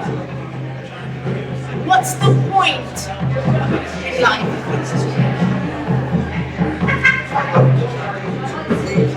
Then around the age of 27, I experienced something that I had never experienced or heard of before. I'm sure you guys heard of like out-of-body experiences or near-death experiences. I didn't have a near-death experience, but I had an out-of-body experience which changed the course of my life. I'll briefly tell you about it. So I was laying on my bed one day. I was neither asleep or awake, and all of a sudden I felt a vibration within my body. Bear in mind, I was an atheist. I didn't believe in anything. And I ended up in this place where everything was just completely white. It was so bright that I didn't even close my eyes. And while I was in that state, place, being, dimension, realm, whatever you want to call it, I felt like I was home. I felt like this is where I'm originally from. And I felt the unconditional love of something that was bigger than myself. As I was there was beams of light standing there within the white light, and I went up to one light, and he turned around and turned his face on my dad. He smiled and said everything is okay. As soon as he said that, I came back, and I remember from my right toe to top of my head, my body was vibrating, and all of my body was vibrating. But for a week, I didn't realize what was going on. I was freaked out. I didn't tell anybody because I thought people would think I've gone mad. And but I was in such a blissful state. It was like such a blissful high. And then my ego would take over and say, "What the hell was that?" Right? And then a week later, same thing happens. I ended up in the same place where, like, I just felt this like bubble of energy just wrapped around me, and I felt so much love, like love that I've never ever experienced in my entire life, not even from my parents. That experience was quite brief, and I came back and remember my body was vibrating. And this was the first time I ever said the word God, and I muffled in my sleep, half asleep, half awake. Thank you, God, for everything. Thank you, God, for everything. And while I was saying that, there was a loud voice in my right ear that said, "Stay positive and keep going." That was the night that changed everything. From a person who could leave the house without having a panic attack, to doing everything, socializing, helicopter rides, becoming a motivational speaker. And hey, I even won the Best Female Inspirational Person of the Year award twice in a row. Now it wasn't all rosy. I had to do the most important work, and that was to go within myself and heal past all the traumatic life experiences. So for 2 years, every single day, I would ask myself 2 questions. And I would ask that question in the most loving and compassionate way how I would ask another human being. Hand on heart, how are you feeling today? Are you okay? And when I started asking these questions, everything that I suppressed for more than 15 years came up for me to heal one by one. Everything about my mom, my dad, my rough childhood, and even some of the things I didn't realize I was suppressing came up for me to meet. Hi everyone, I hope you're all well. I just want to say thank you so much to Di for today. It's such a fantastic opportunity being here, and every time I come to these mind, body and spirit events, I always feel like it's at a time in my life when I really need to hear something. And the last event that I came to, I overheard a guy saying to me that our greatest catalyst is always the things that we've been through. And today I'm here to share my story with you so that I can hopefully help and inspire.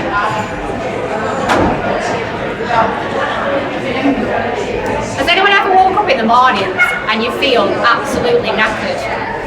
You're just coasting through life like it's constantly busy all the time. And then you look at your calendar and you're like, oh my God, how's it actually got to March already? And I've not even done anything. Like everyone around you seems to be making these amazing plans and going off on holidays, and you're like, I've not even had time to run a bath or even brush my hair. Hand up here if anyone ever feels busy, overwhelmed, like there's no off button. Life just feels so constant all the time. And everyone's starting to notice that, you know, life is becoming a lot more distracted. So I run women's circles at my salon, and these women are constantly telling me that they're tired and they're exhausted. And sometimes when they feel like this, they think to themselves, is this it? Is this actually what I signed up for? So I say to these women, let me show you a different way. Everything that I've been through and where I am today, I can show you that the world can look very different. So let me share this with you today. The thing is, deep down inside all of you, you come to these events because you're looking for a little glimpse of hope that someone might share an inspirational story and be able to help you. Or you might listen to that little bit of nugget of advice where people, when you leave here today, things are just going to feel that little bit easier. And as a child, you might go through life and you might daydream that when you end up being an adult, that you're going to have all this freedom and have all this fun. But sometimes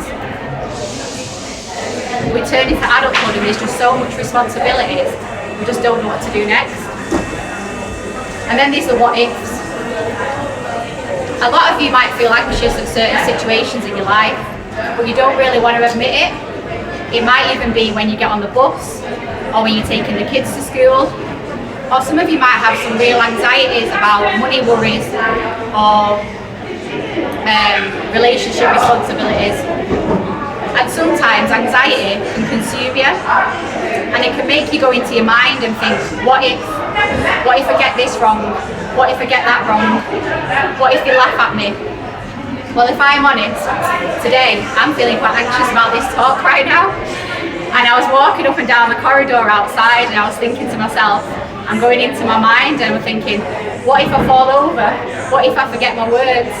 What if everyone judges me and walks off? Or I drop this on the floor and bend over and I rip a hole in my pants or something. But at the end of the day, none of these what ifs really matter, because 99% of the things that we actually worry about never even happen. So next time you start to worry, I want you to just stop and think to yourself, what if I don't do it? What if I didn't get up here today? I might have risked the chance of not being able to help that one person that needs to hear my story. What if I didn't get up on stage today and speak about my story? I might have missed the opportunity of not learning a new tool of public speaking. Deep down inside every single one of you, you know that there's something more to life. You have this inner gut feeling inside of you, and you know that there's got to be more. And I'm here to tell you today that there is. And it's funny as well, because when shit happens in life, we tend to look at all the external situations. So we tend to think, okay, I need to seek to change the relationship that I'm in, or the friendship groups that I'm hanging out in, or maybe I need to change my job.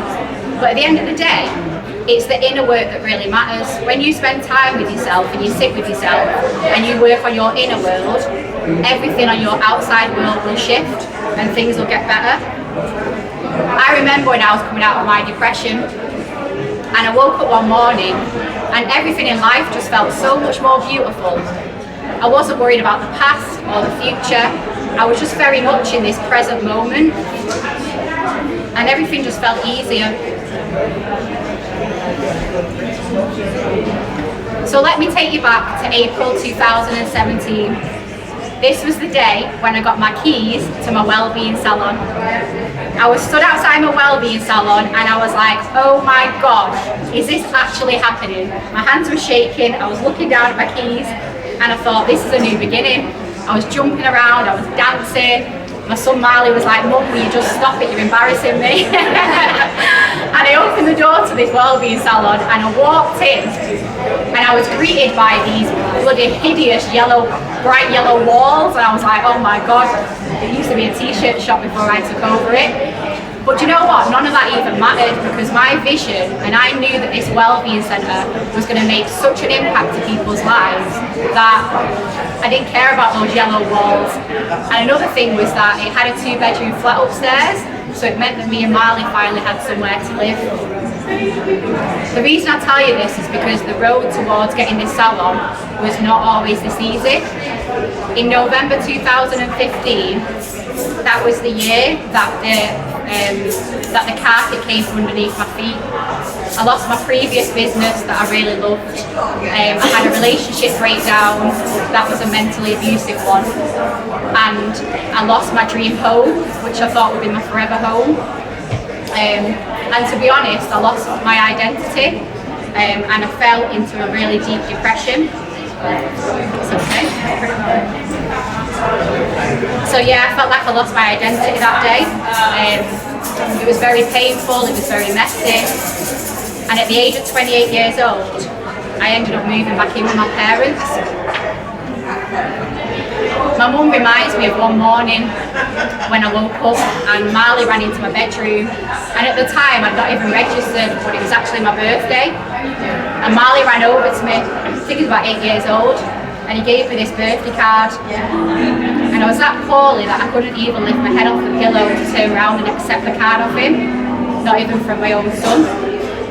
And I just want to share this because depression can be such a debilitating illness, and the severity of it can make you not be able to do the most simple things. But I'll tell you something, what that did for me was that when I could get out of that bed and I could take Marley to school and I could take him to the park and I could open those birthday cards, it made me so much more grateful for the small things in life. So before this insight, my mum had to rush me into hospital one day. It was out of desperation. I'd been on antidepressants, but they weren't working. They were just making me feel more and more numb. Everything that I tried wasn't working. So we sat in A&E for 5 hours, and after 5 hours of waiting, feeling hopelessness and desperate, the doctor sat me down and said there's basically nothing that we can do. And when someone tells you that when you're feeling hopeless, it's one of the hardest things to listen to. So I ran out of the hospital, and my mum ran after me, but she couldn't catch me because she was too slow. And I found myself stood on Oxford Road in Manchester, and I walked into the middle of the road, and there was a bus coming, and I stood there, and I counted down 5, 4, 3, 2, 1. And I don't even know in that moment what even stopped me. I mean, you think it's because I've got a son, but when you're in that place of desperation, you feel like you're useless as a parent and that they'd be better off without you. So all I could think that stopped me that day was I thought, shit, this is gonna hurt, this is gonna really hurt. So then that ended up prompting a voluntary sectioning into a psychiatric ward. My mum and dad thought I'd be safe in there, and I thought that I'd be looked after. And after being in this psychiatric ward for 12 hours, I met a girl in a ward next to me, and she was the most incredible person I've ever met to this day. I mean, oh my God, her circumstances were so much worse than mine. She had bipolar, she had personality disorder, and she was really suffering. And I'm not even sharing this story to compare lives, but what I'm trying to tell you is that the relationship between me and her was unbelievable. And she put me underneath her wing and she really cared for me. She showed me loads of love, compassion and understanding. And in that moment I just thought, when you're in your darkest place, always know that people will always be there for you, and people will always be compassionate and understanding. I'd like to share a quote with you now. Jim Carrey once said, "Depression is you saying that I've had enough. I don't want to be this character anymore. I don't want to hold up this avatar that you've created for me in this world. It's just far too much." Think of the word depression as deep rest. Your body needs to be depressed. It needs deep rest from the character you're pretending to play. The reason this quote means a lot to me is because for much of my childhood and my 20s, this was me. I went through some really bad times, some quite significant times, and what I ended up doing was I pushed these things down and I suppressed them, and I just pushed them under the carpet and I kept on going. One of those things was that I went through child abuse as a child, and I just carried on and kept a smile on my face. And I'm not telling you this right now for sympathy or anything like that. All I want you to know is that your past doesn't have to define you. Everything that you go through it for a reason. And I believe now that my greatest power is all the challenges that I've been through, because the real gift is that it's allowed me to grow and share my story with you today. So when I left the hospital, I went back home and I sat there and I thought to myself, the doctors can't help, the medication hasn't helped, it's up to me to do something about this, it's only me that can make these changes. So I took myself on the spiritual journey. I started to rewire my brain, so any negative thought that came into my head, I started to change it and turn it into a positive thought. I'd listen to me and Marley driving into school and listen to affirmations all the way there, all the way back. I listened to podcast after podcast, YouTube, Les Brown and Tony Robbins, all these inspirational speakers, and it really helped to lift me up. And one day I woke up and I thought, right, I'm going to try this out, I'm going to see if it's actually worked. So I said to my dad, right, we're going to Morrison's. So I decided that everything that day was going to be crazy positive. So we got into Morrison's and we were walking down the food aisle, and I seen these beautiful can of baked beans, and I was like, wow Dad, look at them baked beans, they're absolutely bloody gorgeous. And Dad was like, okay Hayley, put them into the trolley. So I put them in the trolley. When I was pushing the trolley down and I was looking at the wheels, I was like, oh my god, these wheels are so awesome, they're going so fast. And then we got to the checkout and I could hear people muttering and being a bit negative. They were like, oh, this queue's taking ages, oh, the weather's shit today and all this. And I was like, no, I'm not having it. Like, I'm going to take this opportunity to like enjoy being in this queue. So I was like, I'm going to like be nosy and see what people have bought for dinner tonight and all this. Got back in the car, we put loads of Motown on, we drove back home. I was just having the time of my life in the car. Walked in the house and my mum was there, and she said, hiya, how's your day been? And I was like, Mum, it's been the best day of my life, it's been absolutely amazing. I was like, how's your day been? And she went, it's been better. Negative Nancy. But anyway, it was still the best day ever for me that day. After this, I had a phone call off my sister. Now, my sister suffers bipolar, so at the time of my illness, she was the one that knew what to do with me and kind of how to help me to get better. So she rang me up one day and she was like, right, get in the car, we're going to Manchester. So I went to Manchester and she stood me at the finish line of the Manchester 10k run. And she said, I just want you to stand there and I just want you to see people's expressions as they walk over the finish line. So I've seen people in wheelchairs, I've seen people that are being carried over, I've seen people that are doing it for a cancer charity, for mental health. And it was so amazing to see these people like overcoming their challenges. And my sister turned to me and she said, Hayley, one day when you're better, we're going to do that 10k run together.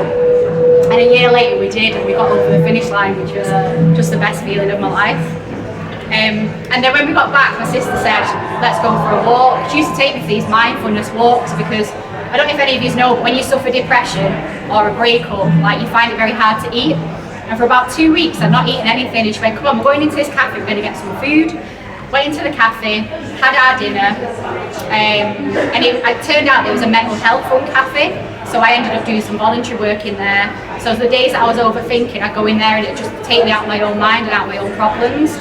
Anyway, we went next door one day and it was a t-shirt shop, and I said to the guy, oh, when I get my own salon, like, would you be able to make me some t-shirts? And he said, where's your salon?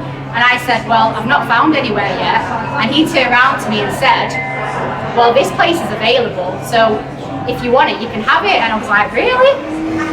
And also upstairs it's got a flat. So the moral of this story is that sometimes in life, you don't know where you're going, and you don't need to always know. You just have to trust that the path is out there for you. And for me, if someone had offered me that salon 8 years ago, I probably wouldn't have taken it because of the place I was in. So I believe in divine timing. So getting the keys to my salon was quite a slow recovery.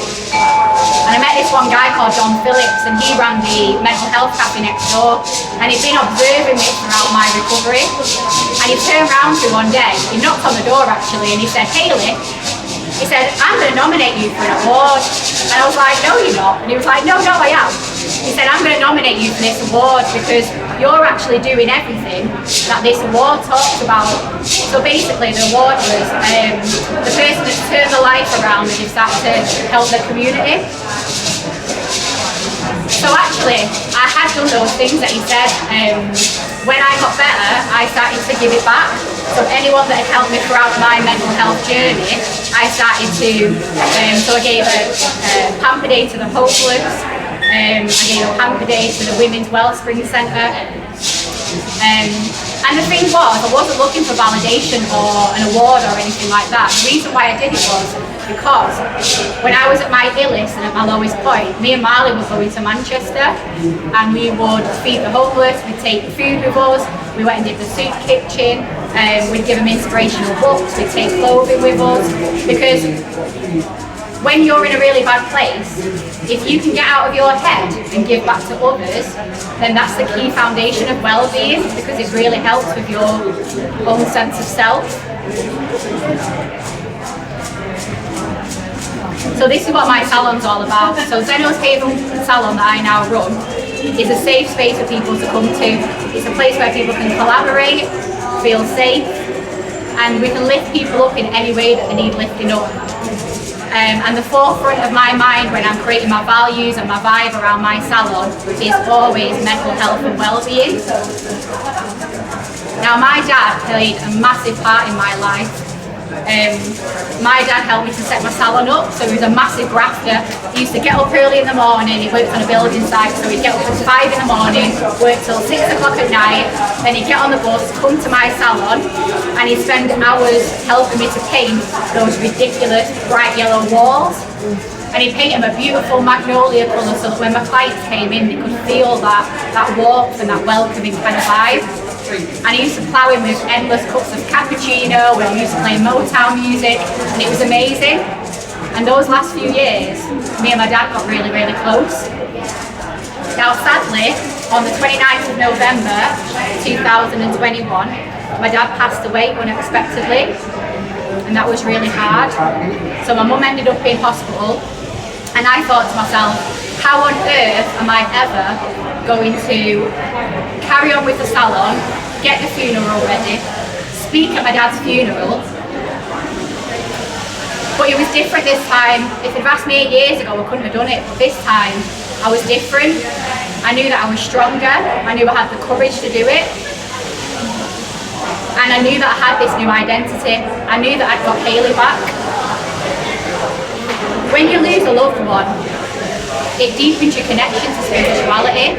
And I know for a fact that since my dad's passed away, that on the other side, he's pulling all the strings and he's helping me and still guiding me and supporting me every day,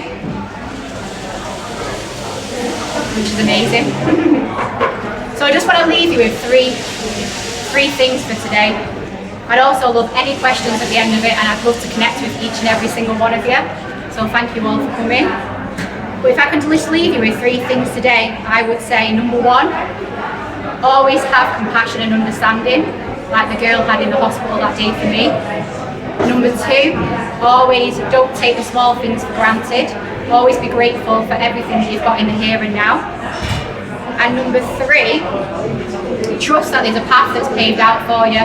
Even if you feel absolutely lost and you don't know where you're going, just have absolute faith that it's being carved out for you and it will reveal itself. My final thought today. Don't quit, keep going, stay hopeful, know that even the darkest times will pass, and always know, well, I always knew that the catalyst for me was always me, and the catalyst for you guys for change is always you. Thank you very much.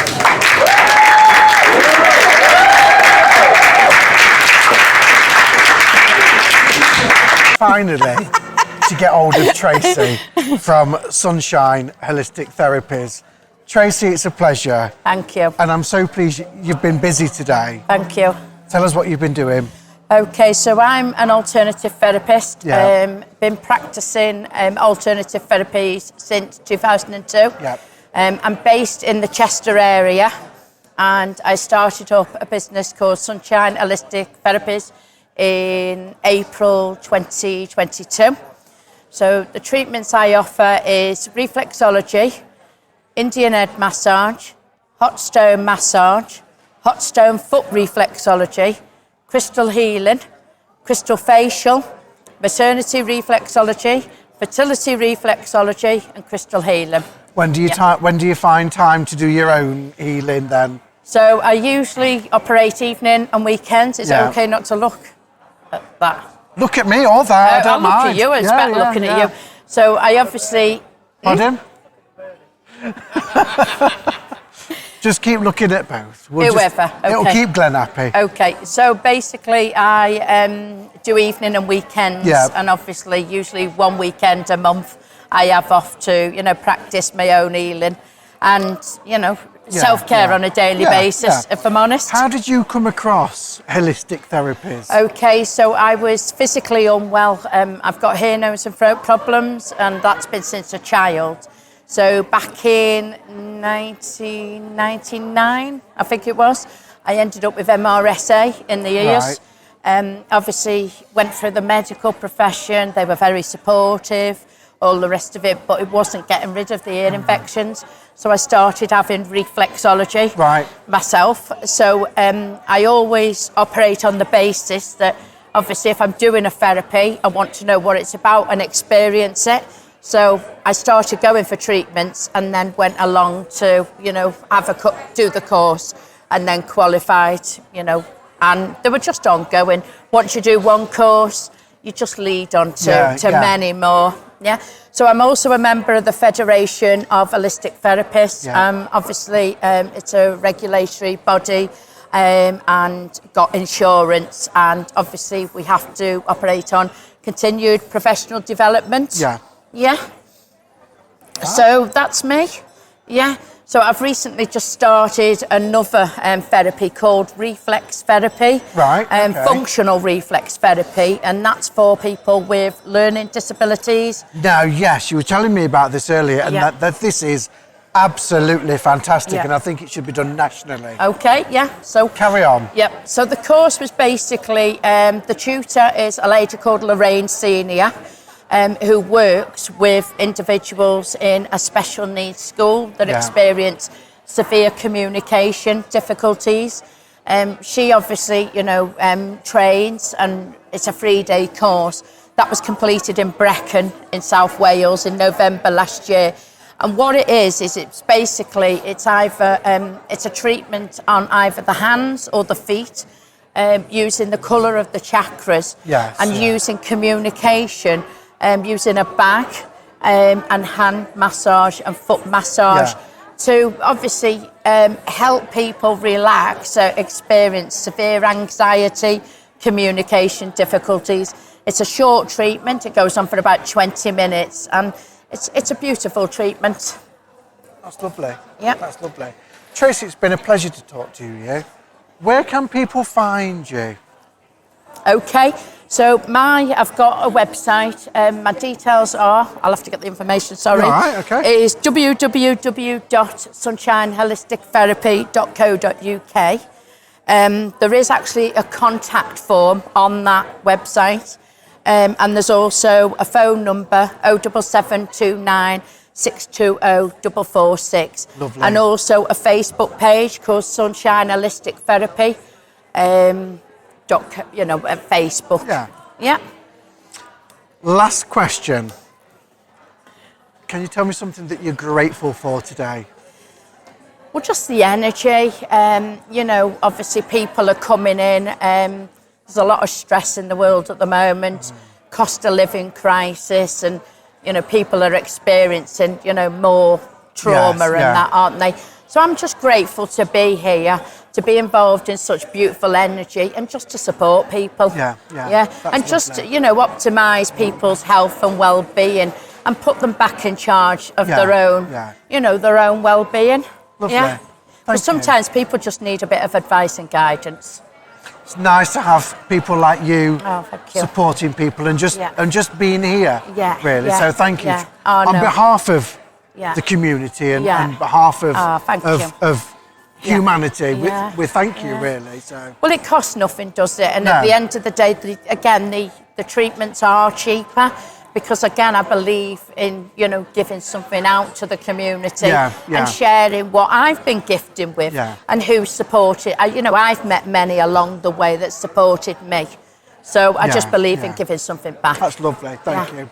Okay. Thank you, Glenn. Thank you. I'm going to Thank grab you so myself a much. little bit of sunshine. Good afternoon. I'm with Nicola Neal, and you are a spiritual medium, I believe. I am indeed. And you do lots of other things, and you've set up the Fox Pioneer Centre as well. I have. So Fox Pioneer Centre Spiritual Community was a dream of myself, and it's a brainchild of myself and my friend, colleague Martin Colclough. Right. He's since now looking at more the formal educational side of things, which is the direction that we are steering ourselves in as well. Right. We have the vision in the future to offer actual tangible qualifications within psychic sciences, within mediumship, psychism, healing, etc. This is a little way down the line. Yeah, but you've started the foundation. Absolutely, we've started it, absolutely. So we do online classes, multi-part courses, but the area of focus at the moment is our church services. So we do Marvellous Mondays, online Mondays, I like Marvellous that. Mondays. It was Wonderful Wednesdays, but it's now Marvellous Mondays. Okay. Online divine service, and that's every Monday evening via Zoom. Yeah. And we also do monthly in-person evenings of mediumship in Stoke-on-Trent. I was just going to say, where you're based. Yeah. Toby. We've rented a room from the Toby restaurant in Festival Park in Stoke-on-Trent. I know it well. So we're upstairs. Yeah. So that's all very fabulous. And we also do a monthly online development circle as well. So there's lots of options for people there who want to get into Absolutely. classes and looking forward to a formal qualification. Absolutely. In the spiritual realms, really, isn't it? Absolutely. I mean, if they hop onto our website, foxpioneercentre.org, there are links on the front page, on the home page, I believe they call it. Yes. That will they click on TS Fellowship and the Association of Independent Spiritual Ministers, which is the qualifications of ministership at the moment. Right. That basically we're all a nice little family. Very good. And so today you're here doing your spiritual medium. Yes. And your readings and everything. Yes, sorry, jumped in there. I do apologise. No, all right. There's a lot to get through, isn't there? So I'm trying to show the banner without. Yeah, it's like shuffle, shuffle. Shuffle around. So talk to us about what you're doing here today. I'm doing one-to-one mediumship readings, psychic readings, because psychism and mediumship is the same thing but just at a different vibration. And so that's what I'm doing today. And I was here yesterday, and it's all marvellously wonderful. Good. And a little birdie told me that A1 Radio. Yes. I was on A1 Radio for quite a while last year, and other commitments took me other places. So, it's the believe it's a famous song, isn't it? You've got to know when to hold them and know when to fold them. Yeah. So you've moved forward probably more into the centre. Absolutely. What you've been telling me there. Yeah. And how long is it since you set the centre up? 2020. Okay. When at the beginning of the pandemic, myself and Martin identified it started out as Wonderful Wednesdays. Yes. But then as people started going back to work, attendance dwindled off. Right. So then we made it Marvellous Mondays, you see. That's when we started. We'd identified that there would be people very much missing their spiritual contact and their spiritual and if you catch them at the community. beginning of the week as well, Absolutely. you've got more chance of the numbers being higher, haven't you? Exactly. Start the week off with spirit, and so then that was born, and then Fox Pioneer Centre was born out of that as well. Right, and have you got anything else up your sleeve? I'm sure there is. Oh, do you know what? It's just waiting to come out. Well, we are planning something for next November, but it's very much in its incredible infancy to the point where I haven't even booked the venue yet. Okay. We've just been talking about it and collaborating about it today, but it's very exciting. It involves Christmas, it involves spirit, and it involves charity. So if people want to know more, they'll have to hop onto the website and find out all about it. Okay, so you're on Facebook as well? Yeah, Facebook, Fox Pioneer Centre. Yeah. Also Marvellous Mondays is on Facebook as well, Instagram. I'm just kind of getting used to TikTok or making introductions to TikTok. And all of this side of things. Yes, so yeah. These platforms of social media. Oh, absolutely. Absolutely. The days when marketing was an ad in the paper are long gone. Wasn't it? Yeah. That's been there, done that. Yeah, exactly. Great, well, wish you well and thank you very much. Thank you. Oh, just as I do mentorship and mediumship readings, just to plug myself a little bit more. Of course, go for it. Group mediumship readings, mentorship. So that mentorship is very much tailor-made on an hourly basis, be it weekly or fortnightly or monthly, whatever. It's a spiritual. So it's people helping within their own development. But I take a very much holistic approach with my mentorship, because to me, that if you only develop one side of you, then the rest of it kind of falls short. It's all integrated. Sort of left there, isn't it, unguided, and the focus is not there, is it? Absolutely, and it's all about personal development as well as mediumship development, because you've got to have the two together for it to balance. Exactly, and people find that they have their aha moments based on the exercises and the homework that I set them, because it isn't a case of just, here we are, here's an hour, and then I'll see you in a fortnight. I give my students homework to do. So they're progressing, of course. Exactly, it's progressive. So there we go. Fabulous, thank you very much, Nicola. You're very welcome, thank you very much indeed. We have managed to get hold, eventually, of Amanda from Hands On Healing. You've had your hands on many people today, so I feel privileged that we've managed to get a couple of minutes with you. Amanda, tell us what you've been doing. Tell us what you do. So when I was a teenager, I learned that I could put my hands on people, say prayers, and different health ailments that they had would completely dissolve and disappear. It was all like little science experiments, if I'm honest, to start off with. I just thought, I'll try a little bit of this and I'll try a little bit of that. And then I worked out that it actually worked. Then I discovered that you needed to actually do Reiki courses and all the rest of it. So I needed some sort of certificate that said that I could do this. So I went and learned angelic Reiki very recently, but it's the same principle of the Reiki that I was guided to do when I was younger. So I've been doing it for such a long time, and I just class myself as an earth angel. So you've kind of been doing that for many years then. So would you say that since then you've had any kind of spiritual awakening, or do you think that was really quite young as well? So I call them dark nights of the soul, and you go through multiple different ones. It's not something that ends. So yes, I've had far too many for me to count. And probably still far too many to happen. And I'm still having them. So the angelic Reiki, the course that I actually went to do, I had an adopted mum, and it's one of my dark night of the souls was that her son had killed himself. It took me 4.5 years to find this lady. I've gone round and spent an awful lot of time with her. And then the day that I actually went and learned angelic Reiki, on that evening, I got told that I might have dreams and I needed to pay attention to them. I'd always told this lady, if anything ever happens to you, you know I'm psychic as. so find a way to get through to me. Yeah. I have insomnia and I never go to sleep any earlier than midnight, but on this one particular night, the first night of me doing the Reiki course, I'd been attuned to the 33 angelic realms, and I looked at my phone, it said 22:22, and I passed out that night. I saw an eagle in my dream that went, and I generally believed that that eagle was one of the signs that was getting given to me to do with the course. And then the following day, I went back, did it. My daughter was actually conceived in that castle as well. So I went back the day after. I ended up meeting the guy that owns the castle. Miracles happened to me that weekend where I was taken on a Reiki course. And so that was the Thursday and the Friday that I'd done that. Yes, the following Tuesday, I went through to visit this lady and she'd actually died. And they'd put that she died on the Friday, but I'm the only one that knows that she died on the Thursday night because that eagle was her coming through to me. Because we used to say the eagles landed all the time, but I never put two and two together until I'd worked out that she'd passed away. So I then, as part of getting the 3D certificate, then gone through another awakening. But this one's been a lot easier to handle because I know she's in a better place and all that kind of stuff. So sometimes the awakening, the more of what I found anyway, the more that I've gone through with them, the less they become. So to start off with, they were really difficult and they could take months and months and months for me to get through the other side. Now I think we're about 12 weeks from the point of me doing the angelic Reiki, and I've worked out how to be able to heal myself a lot better.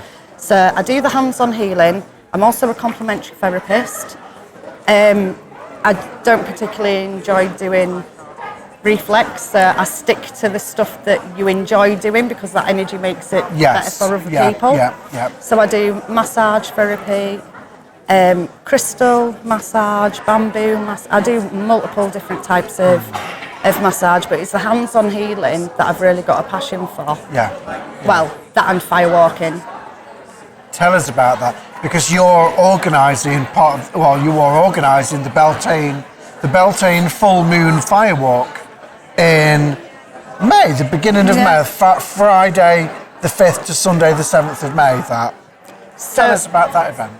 So this all came about because, 4 years ago I went and did my first firewalk at this actual location, and I was crowned the Queen, and part of Beltane festivals is that it's the fertility of moving into the next season. And they used to crown people to be the divine masculine and the divine feminine that would carry that energy forwards. The Lady Nikki, who was the previous queen, she crowned me. I got really excited on that weekend and I went, I'm coming back next year, I'm going to hand my crown across to the next person. And then COVID came in 2020 and it's not happened since.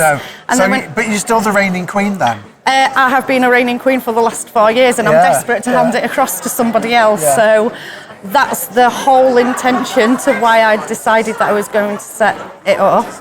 Because when I spoke to everybody, it wasn't that people didn't want to do a firewalk, there just wasn't anybody organising it anymore. So I thought, well, I'm quite good at bringing people together, so let's I can imagine you are. Quite magnetic. Really. So the first must draw people to that place. So the first firewalk that I did, that was a weekend one, and then after COVID had finished, I actually went to a social distance firewalk, which was an experience. Normally you'd be going across in a constant loop with yourself, and we'll all have to wait for the space to be able to. So it was a lot different doing it during the lockdown. But I actually stopped the whole proceedings because I wanted to do a cartwheel through the fire instead. Did you do it? Yeah, I did. Wow. So I went over to the lady that was doing all the drumming and keeping the tempo upbeat for everybody, and I went, could I do me a favour? Could I just do a cartwheel? And she went, you go and do whatever you want. Now on this occasion, I've actually spoke to her prior because I want to throw. I've found people in different countries, different types of firewalks, and one of them, they actually worm through the coals like a worm laid in it, and they throw it as they go over the backs, and they get healing everywhere with this. So I actually asked whether it was possible for me to put my feet into the fire, use my hands and throw it onto myself. She was like, if you want to do that, you can. So I'm off to take it a stage further, but this is how I work out the spiritual. Yeah. I feel that you it's like to. life I feel like you like to just push those boundaries a little bit. Just a little. Yeah, if you yeah. tell me I can't do something, then You're I'll go gonna give do it. it. Yeah, I'll Yeah, go give it yeah. a go. Amanda, tell us where can people find you? So I'm quite old-fashioned. I'm in the Harrogate area, and I am a mobile therapist because I believe going and doing it in the comfort of somebody's home is what's going to get them the best results. So that's where I do my actual therapies. Yes, yeah. But the Firewalk, you can find it on Facebook. There's a page set up. It's actually called Beltane Full Moon Firewalk Festival. Okay. If you put that in, you can find it on Facebook. Can I give that number out, or if you prefer not to, or don't need to? I would prefer that you don't give that number out if this is going to end up going on to Okay, thing. that's fine. That's fine. But if anybody is interested in it, go on to Facebook, onto the actual Firewalk Festival, send a message directly to them, and one of us will get back in contact with you. Thank you. That's lovely. Thank you. Amanda, it's been a pleasure. Thank you so much. And it's been a pleasure just being in these energies with you today. So I'm here with Andy from Witch in the Willows. So hi Andy, how are you doing? Not too bad. Good, yeah. So I was just saying earlier about looking at your lovely store there with your incense and your jewellery and your crystals. Do you want to talk about how you got into it and how long you've been doing? Yeah, we started in 2020, my wife and I. She had this idea and concept in her head. So we started hand making things. We used to do wands, the witch bells, really good sellers. Yeah. She took to ETSY, got the stall going. The shop was fantastic, really did well. Yeah. So we've just started doing markets and festivals now. Right, yeah. So the shows are quite new then at the moment for you. Yeah, we did. We've done Witch Fest last year, and we've done Living Well at Shrewsbury. Yeah. But this is the first year we've gone out and really shows. gone for it. Yeah. Yeah. And where are you based? We're based in Mid Wales, near Newtown. Right. So we kind of. So you're travelling quite a bit then at the moment with these shows. We'll go anywhere. Yeah. We don't mind it's travelling. interesting as well, isn't it? Meeting new people. Oh, absolutely. All the rest of it, yeah. So where do you see the business going? Are you going to do more in person or online, or what are you thinking? Hopefully we'll keep with the online stuff, but it's nice to get around and meet people. Obviously network and get new ideas. Might be some new products out next year. We'll just keep going for it. Keep going, that's right, yeah. And how are you finding the shows at the moment? I suppose it varies depending where you are and, you know.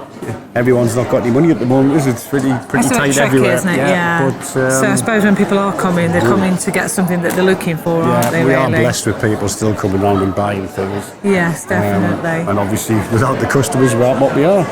That's very true. And have you got a website, or are you on Facebook or anything like that? We do have a Facebook page. Okay. That is Witch of the Willows, not the Witch of the Willows. Yeah. That'll take you to the Facebook page. And the ETSY store is the Witch of the Willows. So right, so you've got two separate ones. Yeah, there's a lot more on the website than there is there. It can only fit so much. Of course. And can people buy off the website as well? Or? They can buy off the ETSY shop, and they can certainly buy off the Facebook page. We've got quite a good following. I think it was 3,000 last I checked. So right, yeah. We do go quite far. And ETSY, we're selling mostly to America at the moment. They seem to have more money than we have. Oh, okay, that's interesting, We do a lot of overseas work. And are you both, you and yourself and your wife, are you both spiritual, or is it more of your wife's thing? Or both spiritual, yeah, but the wife she's a light healer, trance medium, traditional Welsh witch. And when she's got time for anything else, she's a good ghost hunter as well. Is she? Very good. And what would you say your spiritual path or journey is? Definitely pagan. Yeah. A little bit eclectic, take a bit of everything. Mix and match. Mix and match, the best way, isn't it? Yeah, totally. Marvellous. So I think we've got the information there to promote you, and thank you for your time. Excellent. Thank you very much. We are now with Shaz Marie. Shaz, lovely to meet you. And you too. And I'm just so pleased we've finally managed to catch you because you've been so busy. It's been a busy day. Everybody's been so busy today. It's been lovely. Really has been a lovely event to be part of. We've met some lovely people. I can see an array of everything that you do, and I don't know where to start. Shaz, tell us what you do. Okay. I am the author of 2 books, Ask the Angels and Messages of Hope. Now, I've got a card deck which come with each of those. I am a teacher, an author. I'm also do card readings, angel cards. So I'm very crafty. I teach, yes, there's all sorts of things here. I teach mindfulness on a regular basis, so I teach lots of things that help people. The Ask the Angels books are something that's quite special. The cards were designed first of all with oh, this is not good. Can we start again? No, I carry on. Okay, you'll cut it. Okay. So the pictures that you see on my artwork, we've done a lot of them in spiritual readings. Yeah. So how it worked was I would do a tarot reading for someone, and then I would paint the picture and read the picture, and that developed into a card deck and then into a book. So the card deck, people often have a little shuffle and pick 3 cards for a day, and it gives them a lot of. I've actually had I picked a card earlier on. Oh, did you? And it was so apt for today. It was perfect. Yeah, everyone really seems to find that they're really accurate for their situation. It's something that you can pick up very easily. They're playing card size. I've only got little hands, so they're very portable. They're really easy to use. And do you know what? I love the cards that are pocket size. Yes. So the pocket size. They're just so nice to carry around anywhere you go, aren't they? They are. They're lovely.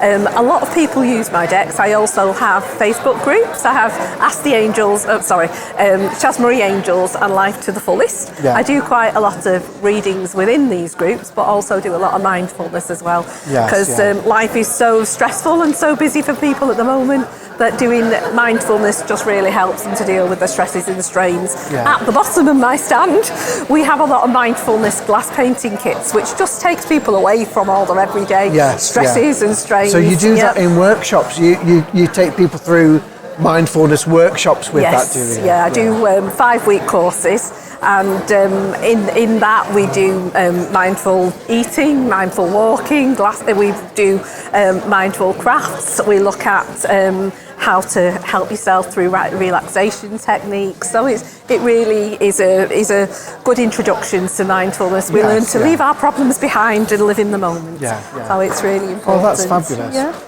Shaz, where can people find you? Okay, they can find me on Facebook. I also have a website, chasmarieangels.com or chasmarie.com. Lovely. That's great. Thank you. Thank you very much. Last question. Yes. One question that we ask most people.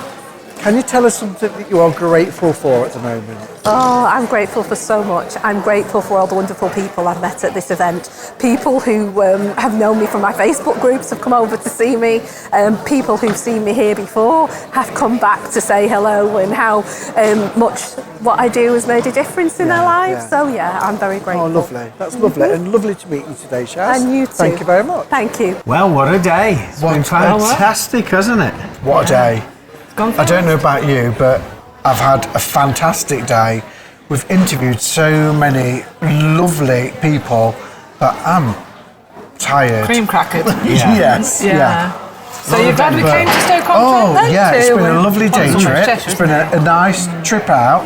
We've met some new people as well. We have indeed. Which is really nice. Tracy and Amanda, who likes to do the cartwheel firewalking. Oh yeah, of course, And some fantastic demonstrations today. Even the lady from the Dragon's Den and things Rachel. like that. It was wonderful to see some of these different modalities that we haven't seen in any other different ones, mind, wasn't body, there? spirits. Peter did a demonstration, didn't he? Spiritual alignment and attunement, was it, or something? And then was it Stephen's? We did it. Stephen, Stephen. That was an experience. Another level.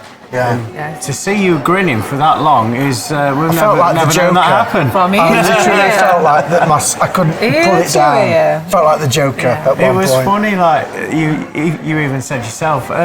Do you mind filming something else while I gather myself? For a few minutes after, you were still a bit like that, weren't you? A fantastic experience. That good. On Metatron's grid. It was brilliant. Yeah. What else have we done? Who else have we talked to? We've recorded talks as well, demonstrations, and we've spoken to quite a few people, haven't we? There's been a few people that have done some deep dives with the talks there, talking about their past and how they overcome certain obstacles there, and that was hopefully you'll find it very empowering as much as we did watching it and filming exposing their vulnerability, weren't they? It was very inspiring. Strength as well. Yes, we've had some motivational speakers today as well that we've been able to record with, so that was good, and the amount of people that want to come on and record a full episode as well. And thanks to Dyhan for asking us to come here as well. Yeah, definitely. My friend. Feel very privileged to be asked. It has been fantastic. Thank you. Everybody's just been so accommodating, very friendly, haven't they, with us? And it's a nice environment. I think. You know, I'd like to come here to have a look round. We haven't seen the actual place of Nantwich, have we? Nantwich, yeah. We've just been in this centre, but it looks a lovely place. Yeah, definitely. Yeah. Well worth a visit. Happy to be back in your hometown? Well, it's different. It's unusual coming back. I like it, but I also like where I am. Not a lot. Not a lot. No, it's been nice to see people I've not seen for about 10 to 15 years. So that's been really great. Thank you, Julie, because it was your contact. So thank you. Thank you for pointing us in this direction. Yeah. We have enjoyed it. I've thoroughly enjoyed it. I am thoroughly and looking forward to being at home now, though, as well. Yeah, definitely. Putting our feet up. Yeah, but thank you very much. Thanks for watching. See you soon. See you. Keep them peeled. Thank you for listening and continuing to support the Full Circle podcast. Don't forget to find us on our official Facebook page. Until next time, have a good time all of the time.